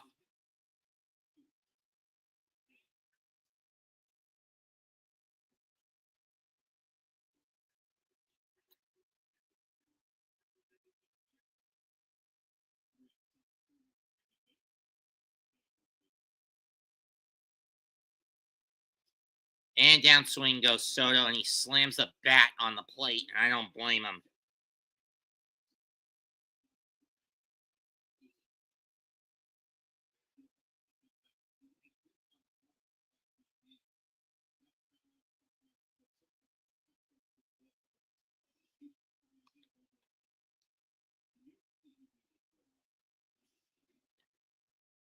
First pitch to Alonso, curveball, strike one. I don't understand why Pete doesn't chase that pitch. It's right there in the zone. You can take a good cut at it.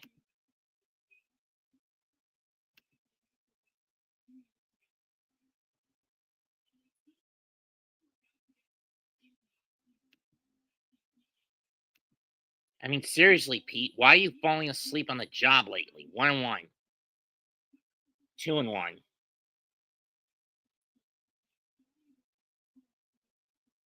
I mean, it's really starting to get annoying that that Pete is showing too much plate discipline and not chasing certain pitches. That one is fouled off, 2-2. And again, the big problem with Matt Boyd, the Mets are not stacking the pitch count. The Cubs are stacking Griffin Canning's pitch count, and I don't expect to see him in the seventh.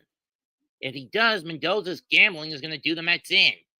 If he does pop up for the seventh, I do foresee Mendoza's moronic bullpen gambling screwing the Mets yet again. Swung on a missed strike three by Alonso. Pitcher gambling screwing the Mets yet again because the fucker doesn't know when to stop with the gambling.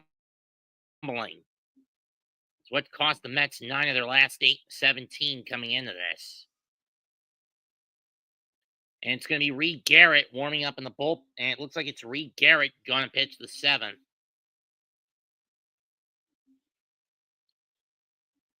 Vientos just popped up and grounded out today. Let's see if he can get some going.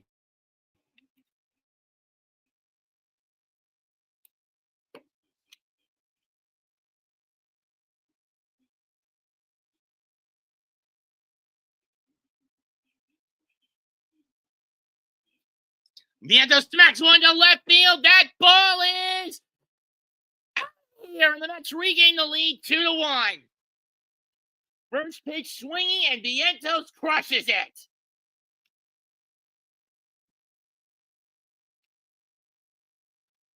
That gets Canning back off the hook.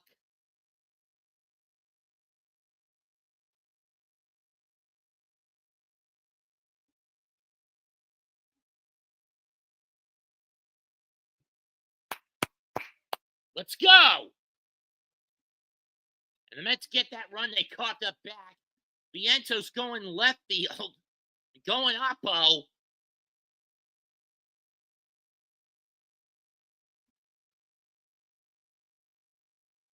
Nimmo takes a big cut and misses. Strike one. He went after a sweeper.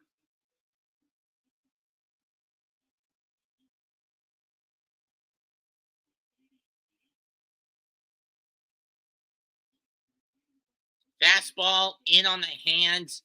Low intermittent in on the hands. And Vientos made him pay for it.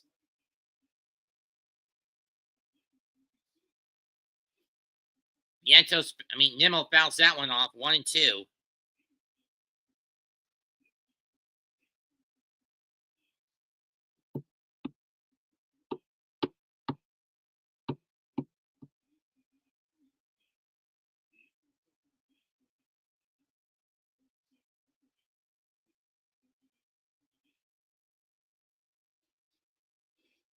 2-2.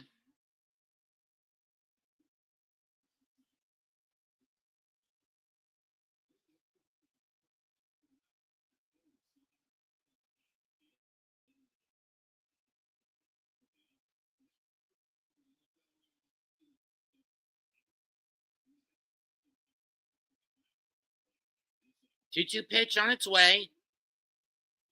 Oh, and Nimmo gets hit. Second batter, Boyd is plunked today.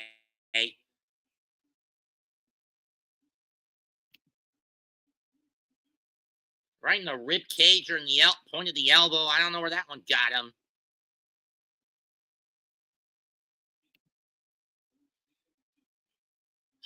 Not as much as I used to be.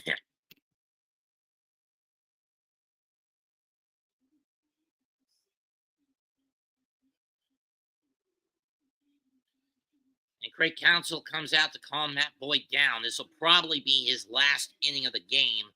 So both pitchers will be done after 6 innings at maximum.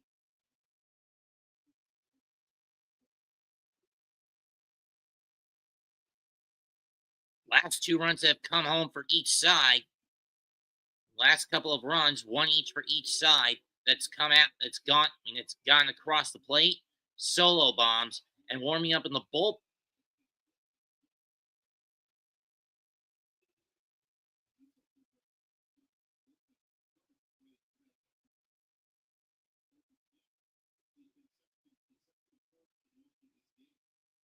It's only just now that control is slipping away from Boyd. Here's Starling Marte, who's singled, and he's been plunked. First pitch, outside with the curveball, 1-0. With the changeup, 1-0.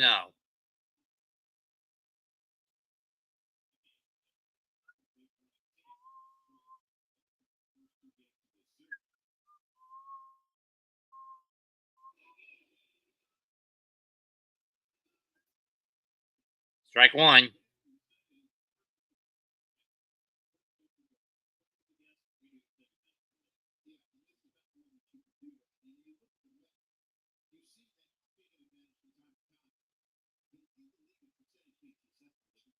That's fouled off to the backstop, 1-2.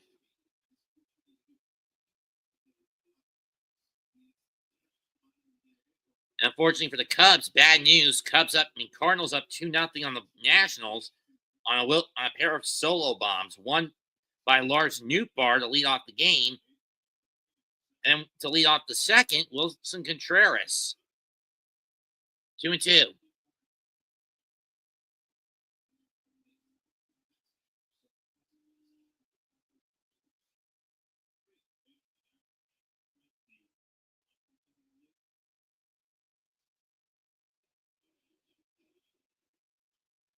Phillies and Guardians don't play until later tonight. 2-2 is popped up, shallow center. Horner calling off Armstrong, and he'll make the catch. But the Mets do get that run they coughed up back. We go to the 7th.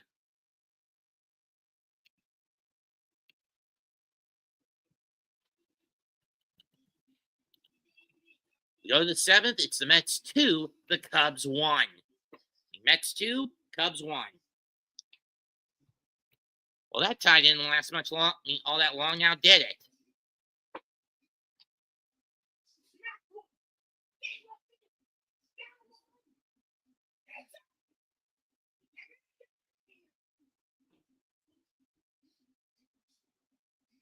I wish the Mets had kept Owen Iglesias' OMG song. But then again, I wonder if San Diego's using that tune. Probably not. Given how sporadic Jose puts out his music. Sporadically, Jose puts out his music. For those wondering what Jose am I talking about, I'm referring to former Met turned San Diego Padre and part-time Latin pop star, El Pop or Latin pop star, Jose Iglesias.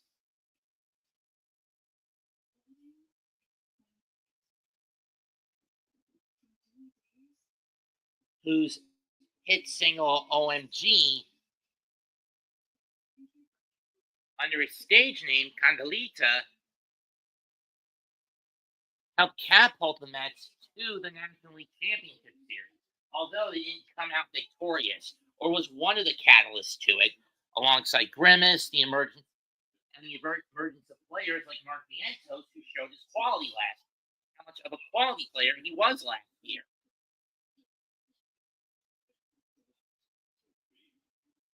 I mean, how much of a good quality player third base Mark Vientos is. He was.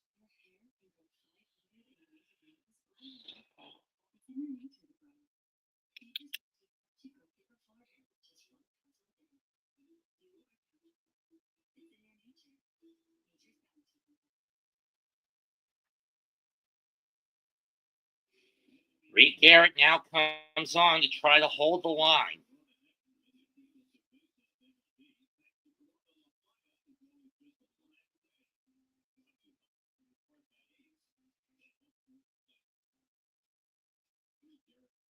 Garrett not really used to coming in these close games all that often.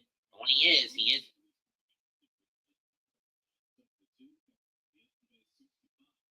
Right now, the Mets lead this game 2-1. Strike one.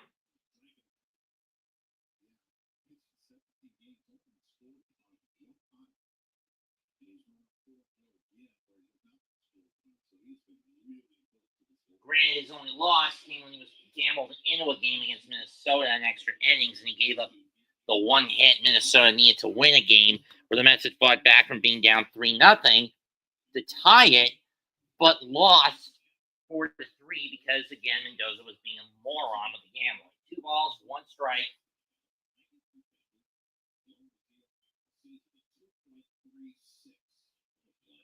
3-1.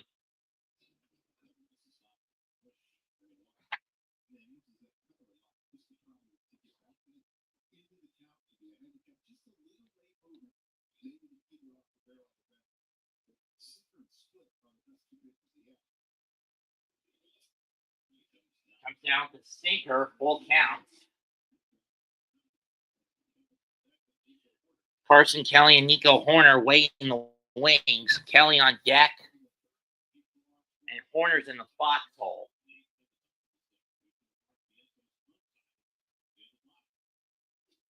Too far out with the sinker and didn't even sink, ball 4. And Bush is a leadoff walk. This has been one of my biggest issues with Reed Garrett. Much like with Jake Beekman before the Mets shipped him out last year at the deadline. Too many walks. Kelly is struck out, and he lined out to Soto on his last at bat, so he's 0 for 2 on the day.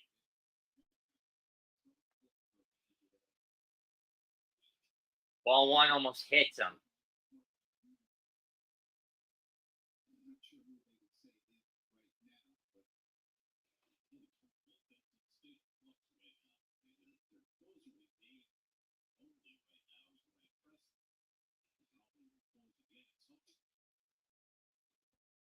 Strike 1.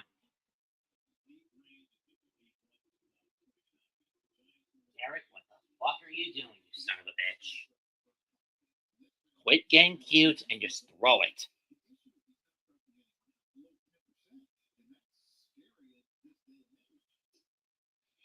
2-2. 1 sweeper away, 1-2.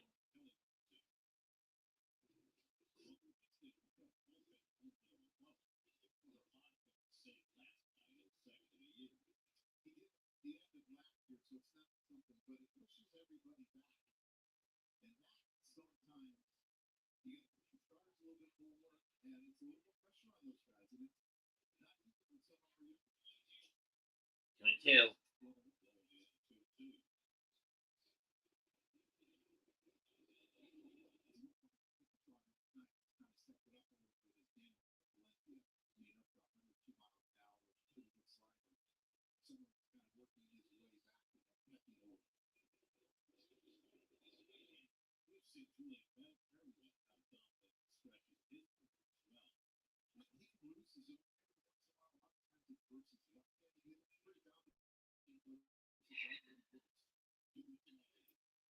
Payoff pitch on its way.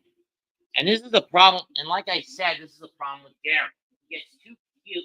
My biggest issue with Garrett is he's not comfortable when he has to pitch in close games. When he does, he tends to get too cute with his pitch selection, and it ends up backfiring on him. This is why I would have preferred Braza. Acuna comes in, only play the first, one down.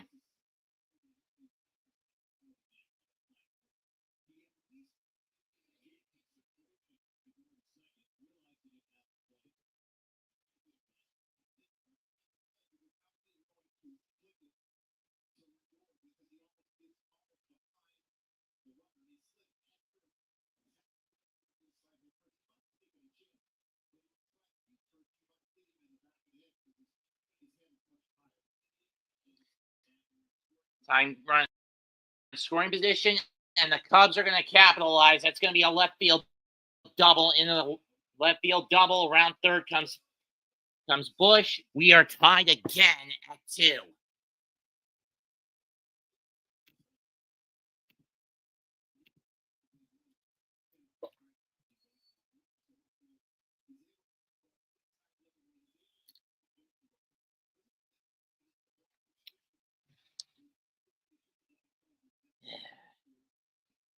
That gets Boyd off the hook if he pitches the 7th, and I'm pretty sure he's not going to. But this also means as a trade-off, Cannon can't get the win.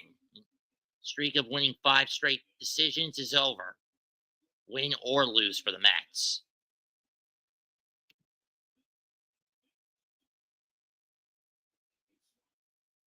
Swanson fouls that one off his foot, and he just jumps in agony. 0-1.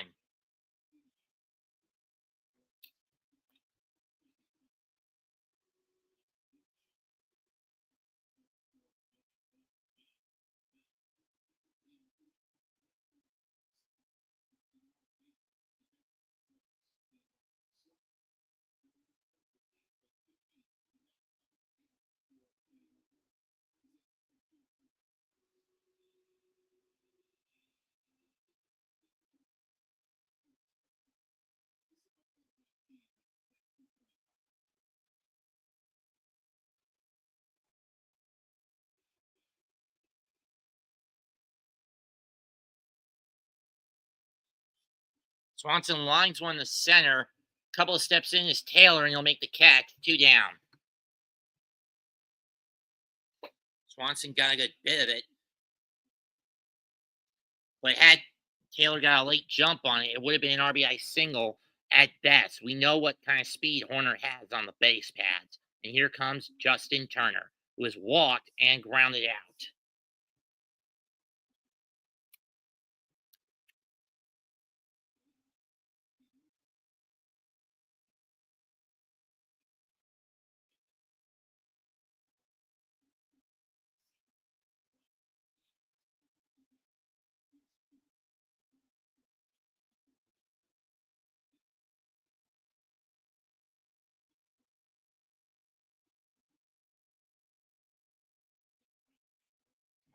Get out of this thing. I'm likely to be bringing over to Pluto or Genesis. I prefer Henry the latter since he throws too many pitches.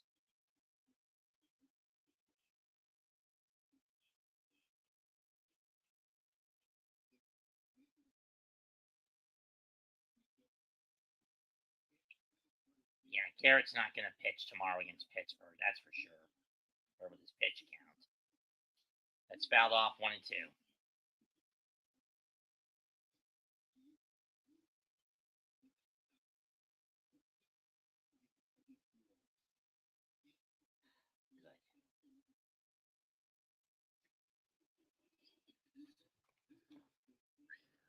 Relief.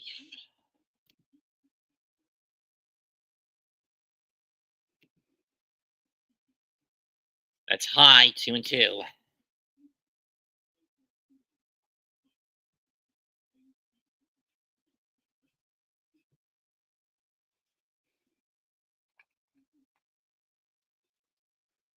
This game's been going for about a little over 2.25. 2-2 is fouled off again. Mets will have Alvarez, Acuna, and Taylor due up in their half of the seventh.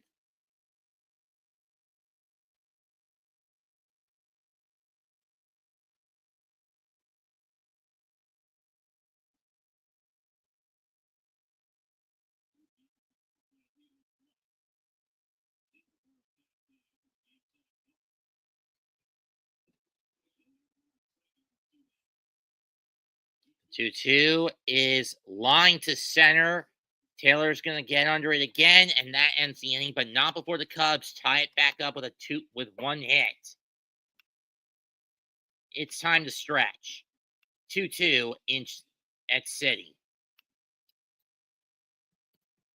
And with this new pitcher coming in for the Cubs, this basically get and that run that essentially gets Matt Boyd off the hook. He can't lose the game, and Griffin Canning can't win it. He cannot win it. Do I expect the Mets to go to a new pitcher in the eighth? Yes. Reed Garrett throwing 21 pitches is going to disqualify him from pitching tomorrow against Pittsburgh.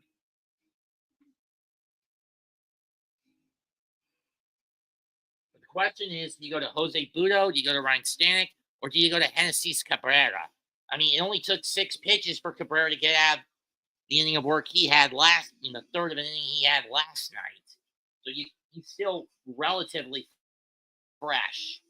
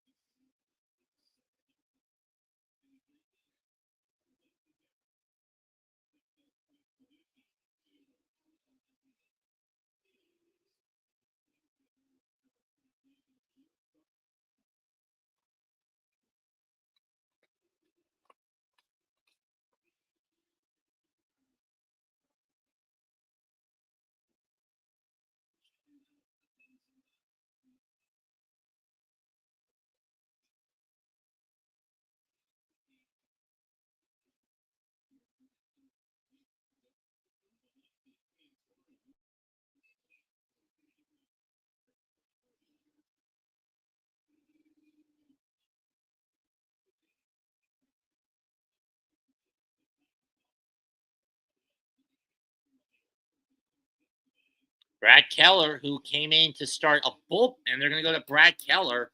He did decently in his one inning of work as the starter of a bullpen game last night. This is his 17th appearance.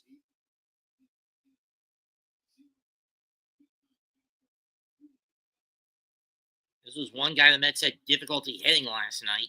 Granted, the win went to the newbie who will probably be starting the next time he comes up. Slider way outside. Alvarez in his first at bat today just took a big hack in it and missed it. 0-1. That's fouled off to the backstop. 0-2.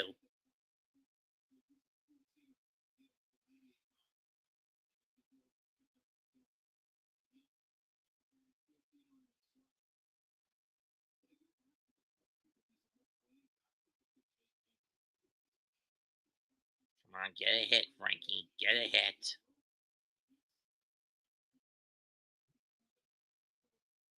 0-2 pitch. Too high. 1-2.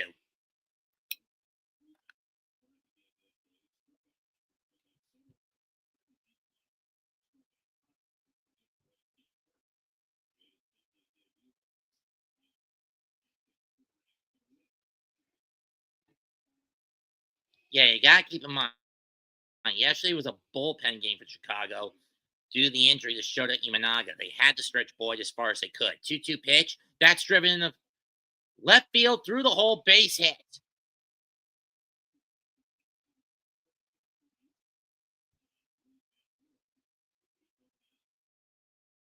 But don't expect Alvarez to take off.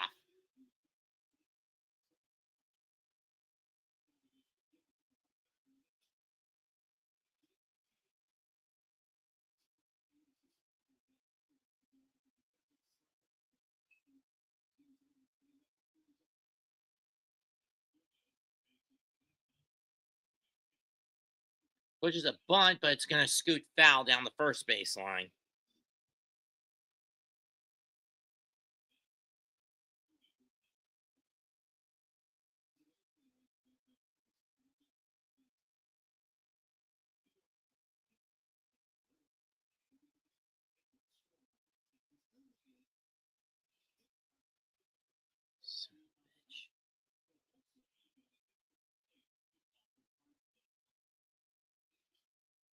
That's foul off. 0-2. In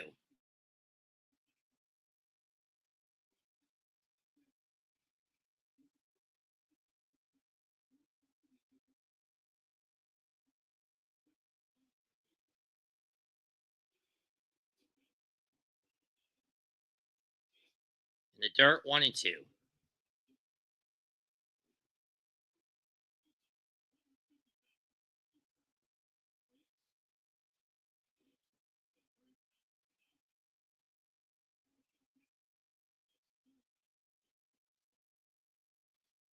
Slow grounder to Swanson.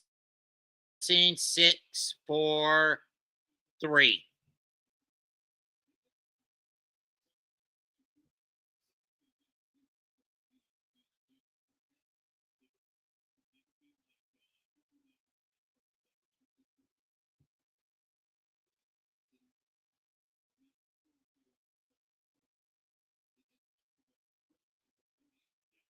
7.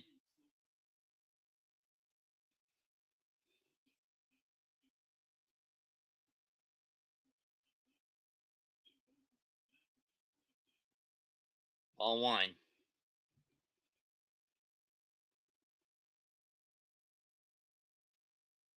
Big cut and he missed it.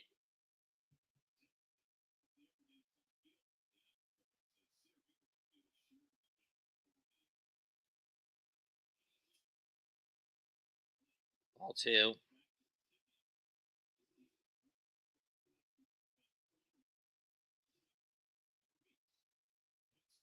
Oh, God. Stanek. Swing and a miss. 2-2.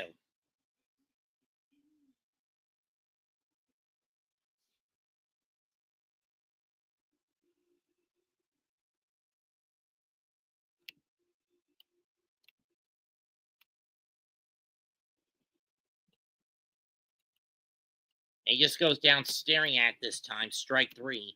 Inning over. 1 hit. Nobody left. Tied at 2 going into the 8th.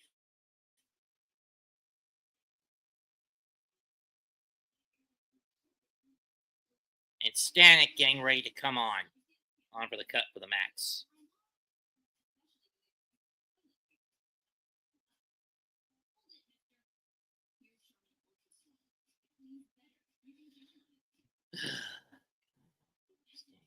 this without giving up a run, please.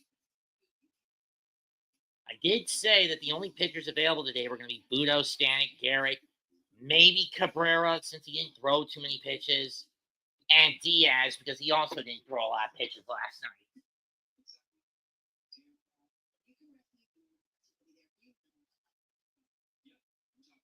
The fact is the Mets have not shown a lot of discipline at the plate in this series, and all but three of the runs they've scored in this series have come by way of a long ball is a bit concerning for me.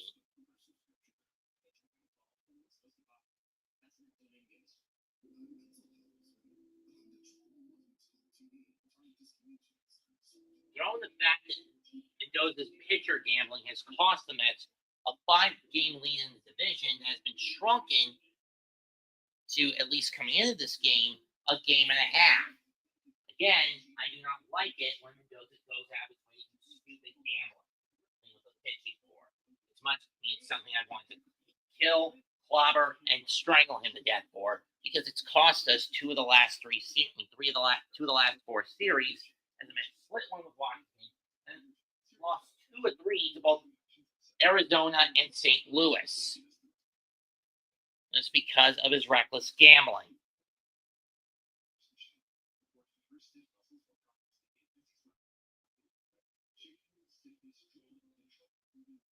If it wasn't for the 7-run outing in the rubber game in Arizona, the Mets would have lost that series too.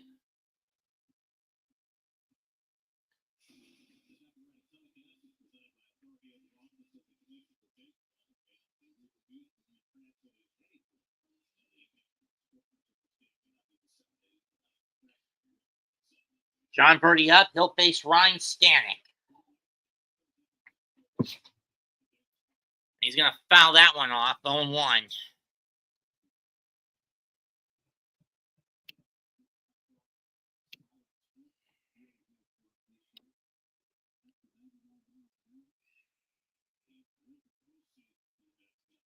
One.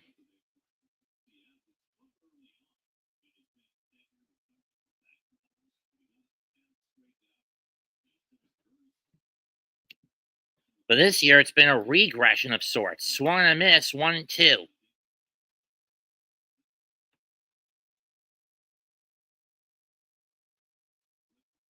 Three fucking times because Mendoza wanted to gamble, and that's what's led to this mediocre stretch for the Mets the last couple of weeks. Or at the very least, it's been one of the catalysts.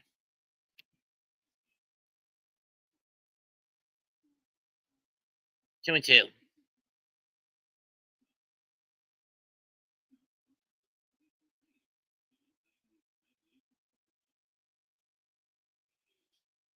That's fouled off. We'll do it again.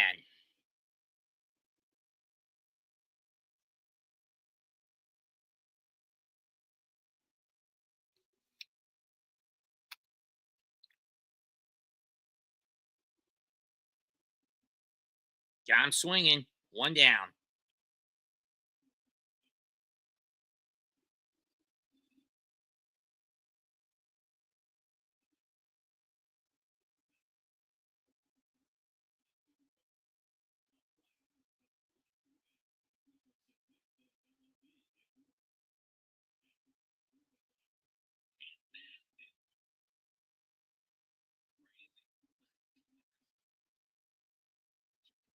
This one's fouled down the right field line.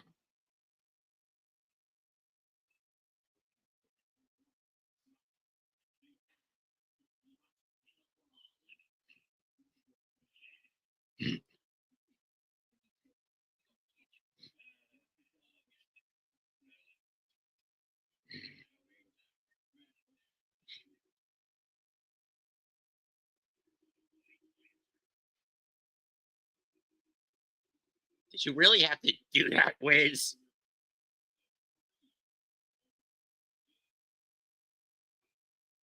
Oh, to the PCA. Got him swinging. And it's a 100-mile heater to boot.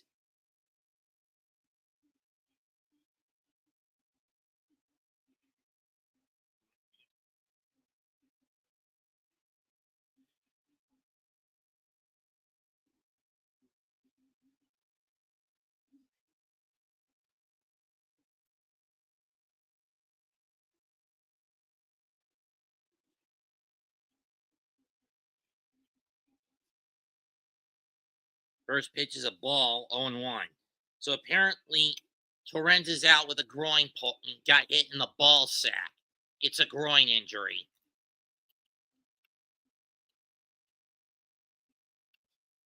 Well, he gave him something to hit, but it's a sky high fly to right center that's going to get pulled up, and Taylor will make the catch. So Stanek gets a 1-2-3 inning. We go to the bottom of the eighth. Can the top of the Mets order, which has been basically dead most of this game, wake the fuck up? It'll be Lindor or Soto and Alonso. Can they do something in the eighth? We'll find out. Tied at 2 after 7.5.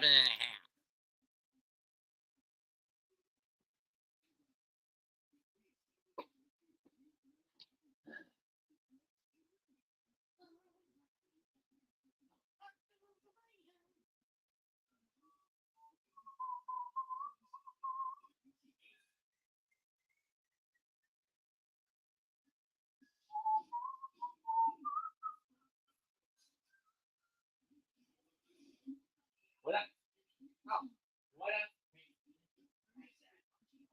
Fine.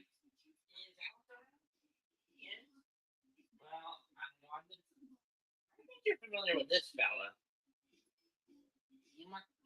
Who are you? I'll show you. Mr. St. Pierre, can you say hi to someone? Sure. Camera. Here he is. Hello. Mr. St. Pierre,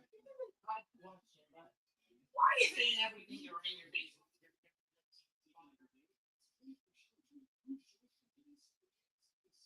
Basically get reduced to cannon fodder.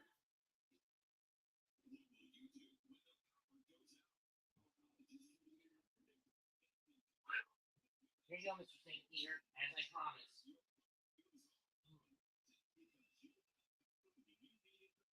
Kyle and Johnny have signed it? Yes.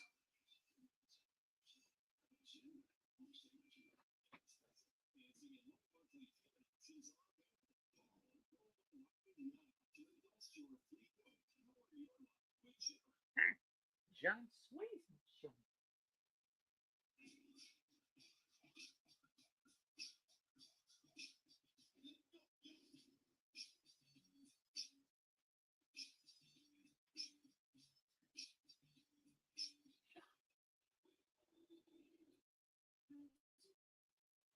Lindor leads off. You're losing, of course, out to, of course, Shohei Ohtani. Keller will stay out there. Oh, it's last night's closer, Porter Hodge. Excuse me. Ball 1.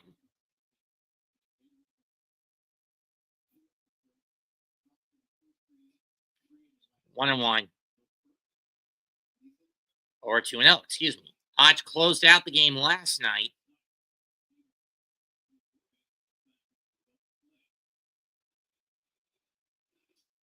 This time he takes the slider in and over the plate, 2-1.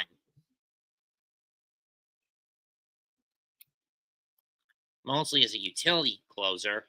That's upstairs, 3-1.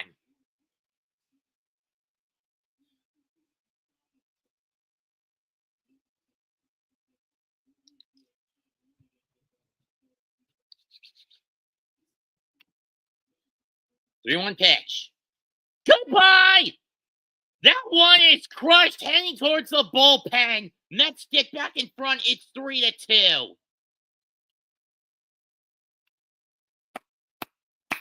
Number 9 for Lindor, tying him with Alonso for the team lead.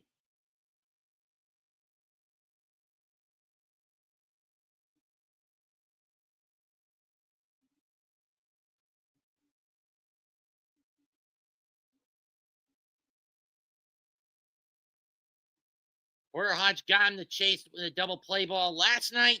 Not this case today. Not today. Low, middle, in. He fed Lindor a cookie.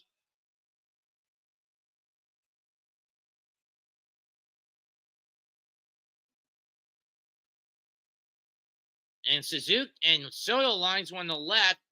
Suzuki's over there and basically pickpockets a double from Soto, one down. Yeah, I gotta admit, Suzuki does pretty good as the utility outfielder for the Cubs.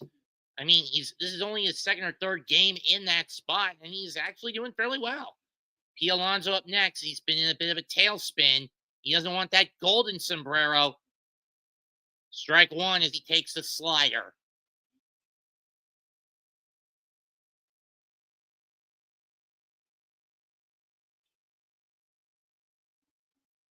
He has again warmed up. He only threw 11 pitches last night, so he should be good to go on paper at least today to close it out. But you gotta be careful with with that kind of situation. Alonso lines one to the left. It's gonna go there into the corner, and Alonso will bolt to second with a one-out double. Both standing. I mean, with it in the second standing with a one-out double.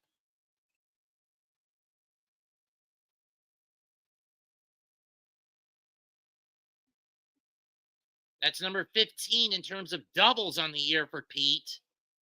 And for Pete, that's his 15th double of the season.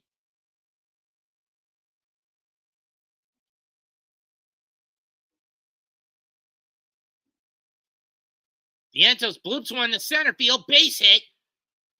Armstrong bobbles it. Alonso will score 4-2 Mets. So that's going to be a single, no RBI for Vientos, and an E8 on the fielding on Armstrong. So it's Mets 4, Cubs 2.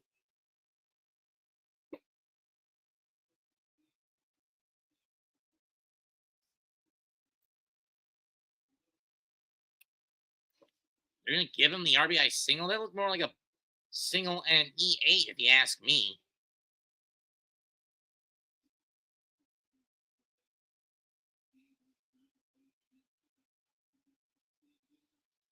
Tough break for Porter Hodge. He's getting the hook after just one out.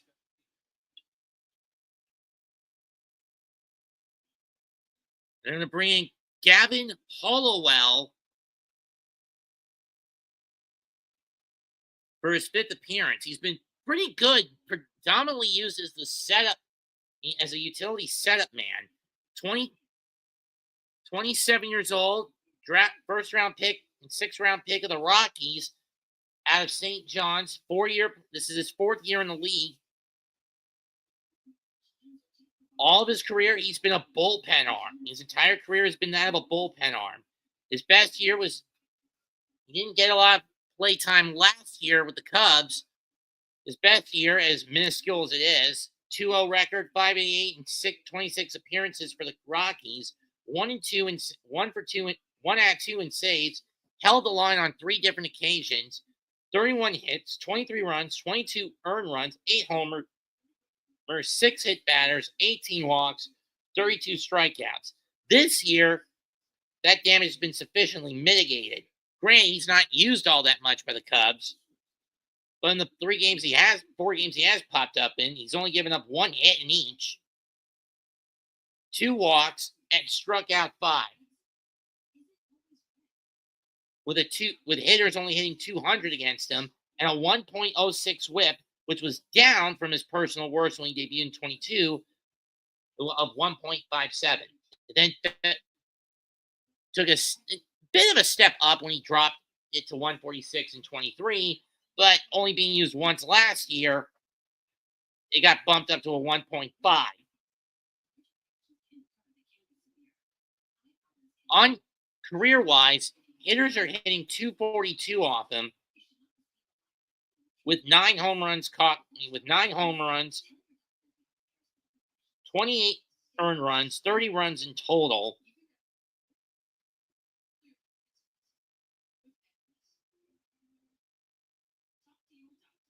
But let's see what Brandon Nimmo can do to pad to it.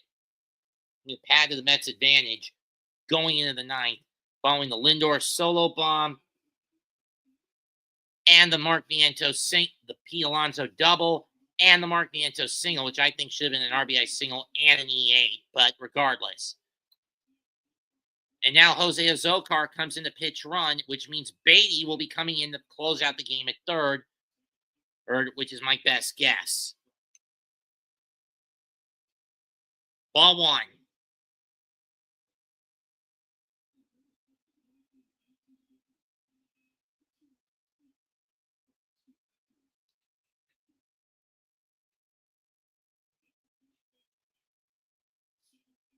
Swung and a miss, 1-1. Nimmo angled, and he's gotten plunked.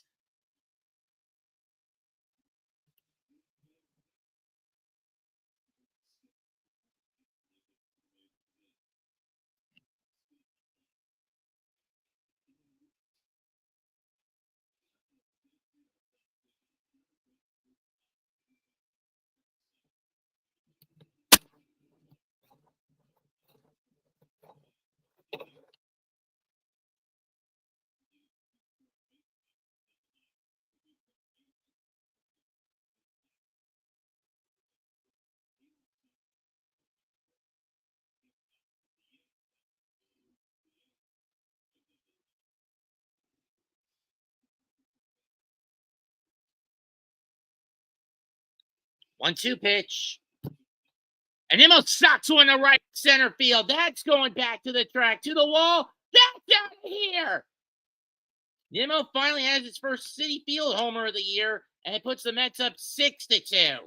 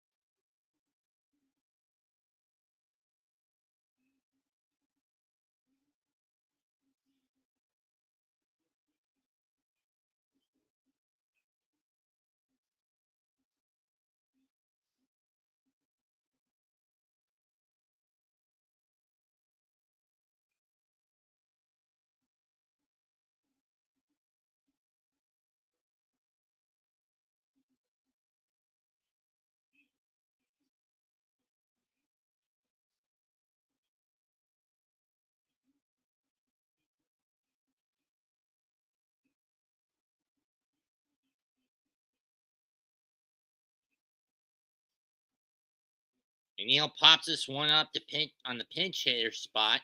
Swanson under it, 2 down.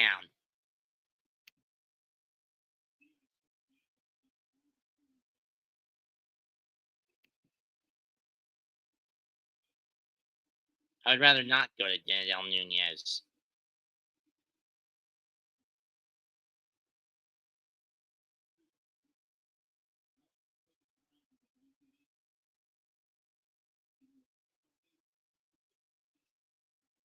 Strike one to Alvey.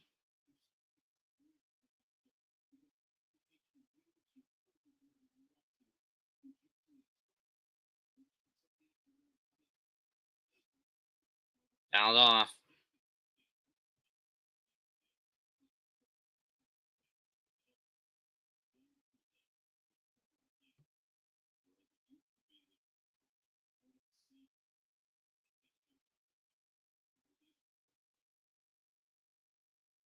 Oh, 2 pitch to Alvarez.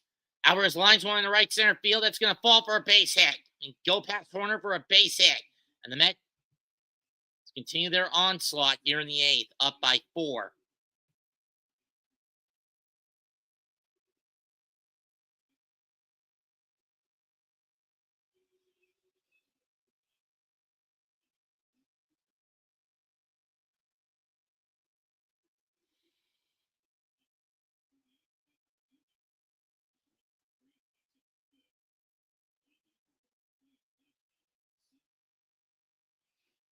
Acuna fouls that one off, 0-1.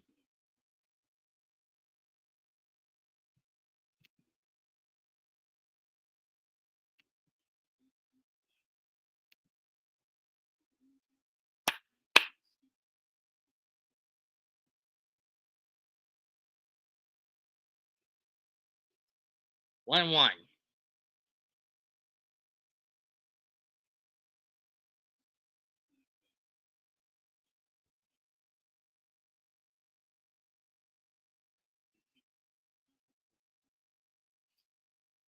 Right back to the mound, scooped up. Caldwell will just flip it over to first. You end the inning, but not before the Mets pick up four on on 3 hits. On 4 hits, and leave one man on. We go to the ninth. The New York Mets lead the Chicago Cubs 6-2.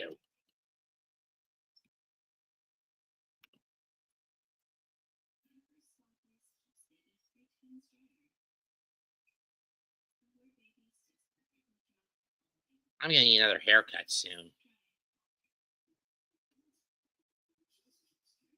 That means another $19 taken out of my account because of the shave and the haircut. So be it.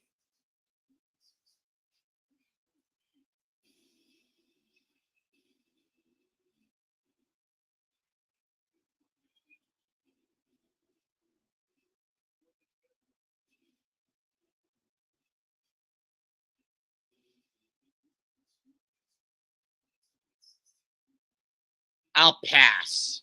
I burned 17 a month on that shit. I burned 18 or 20 a month for that shit.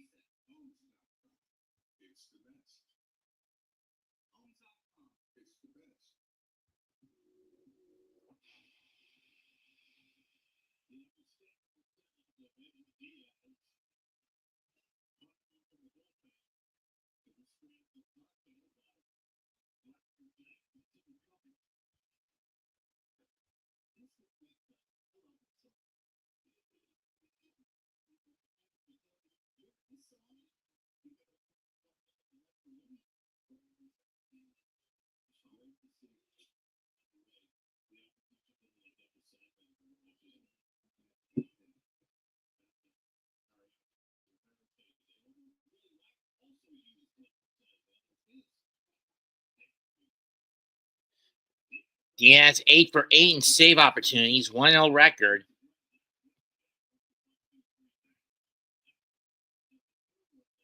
Ball 1.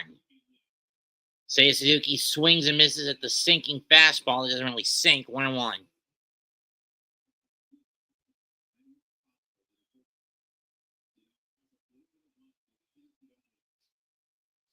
One and two.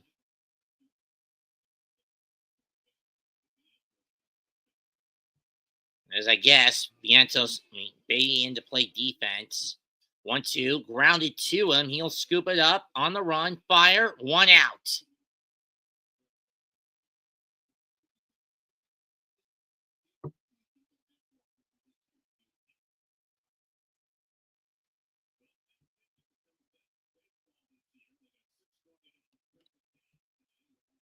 I think the win is going to go to Stanek as the pitcher of record. Ground ball by Bush to Beatty again. 2 down.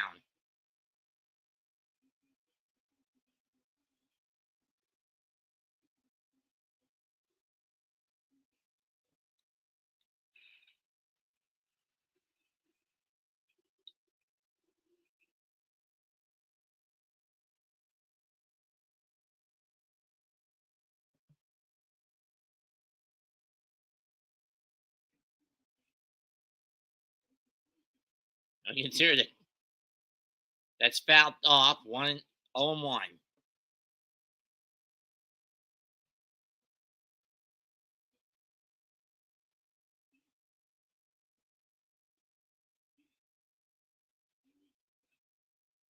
That's fouled off, 0-2. Now, unfortunately for the Cubs, as I mentioned earlier, St. Louis currently leads Washington. It's now in the 6th inning, but the Nationals have managed to cut the deficit in half, 2-1, on a Nathaniel Lowe homer in the 4th. Ball 1.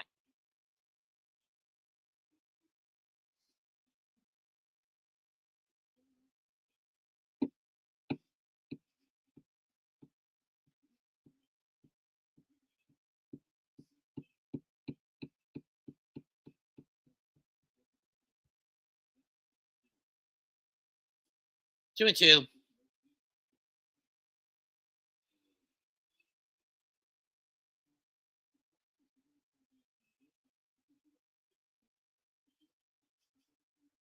That's a ground ball. Alonso will scoop it up. Flip to Diaz. Game over. Mets win on Mother's Day. Final score 6-2. Let me get some smiles in the chat. Stand up, New York Mets fans.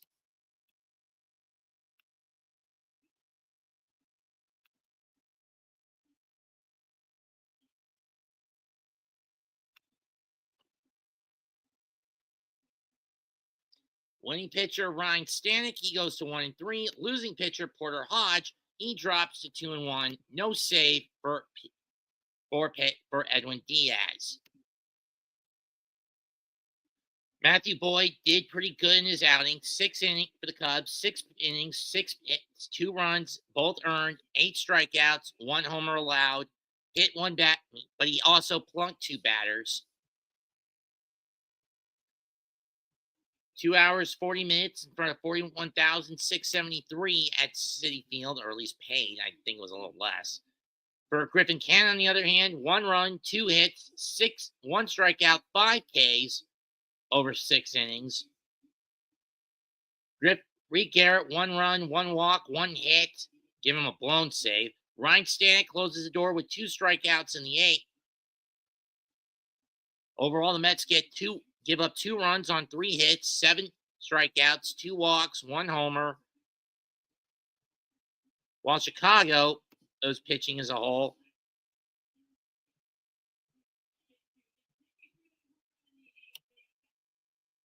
gave up 6 runs, 12 hits, no walks, and the Mets struck out 9 times, but they did get 3 home runs, which proved to be key in this matchup. That's it for today's game, Mother's Day matchup. I'm done for today. I got to get ready in the next couple of hours to go to my sister's house for the Mother's Day ham deal and to give my mom this. To give my mom these for Mother's Day. Comment, like, share, and subscribe. This is Mets2128 signing out. Goodbye and good fucking night. Bang and happy Mother's Day to you all.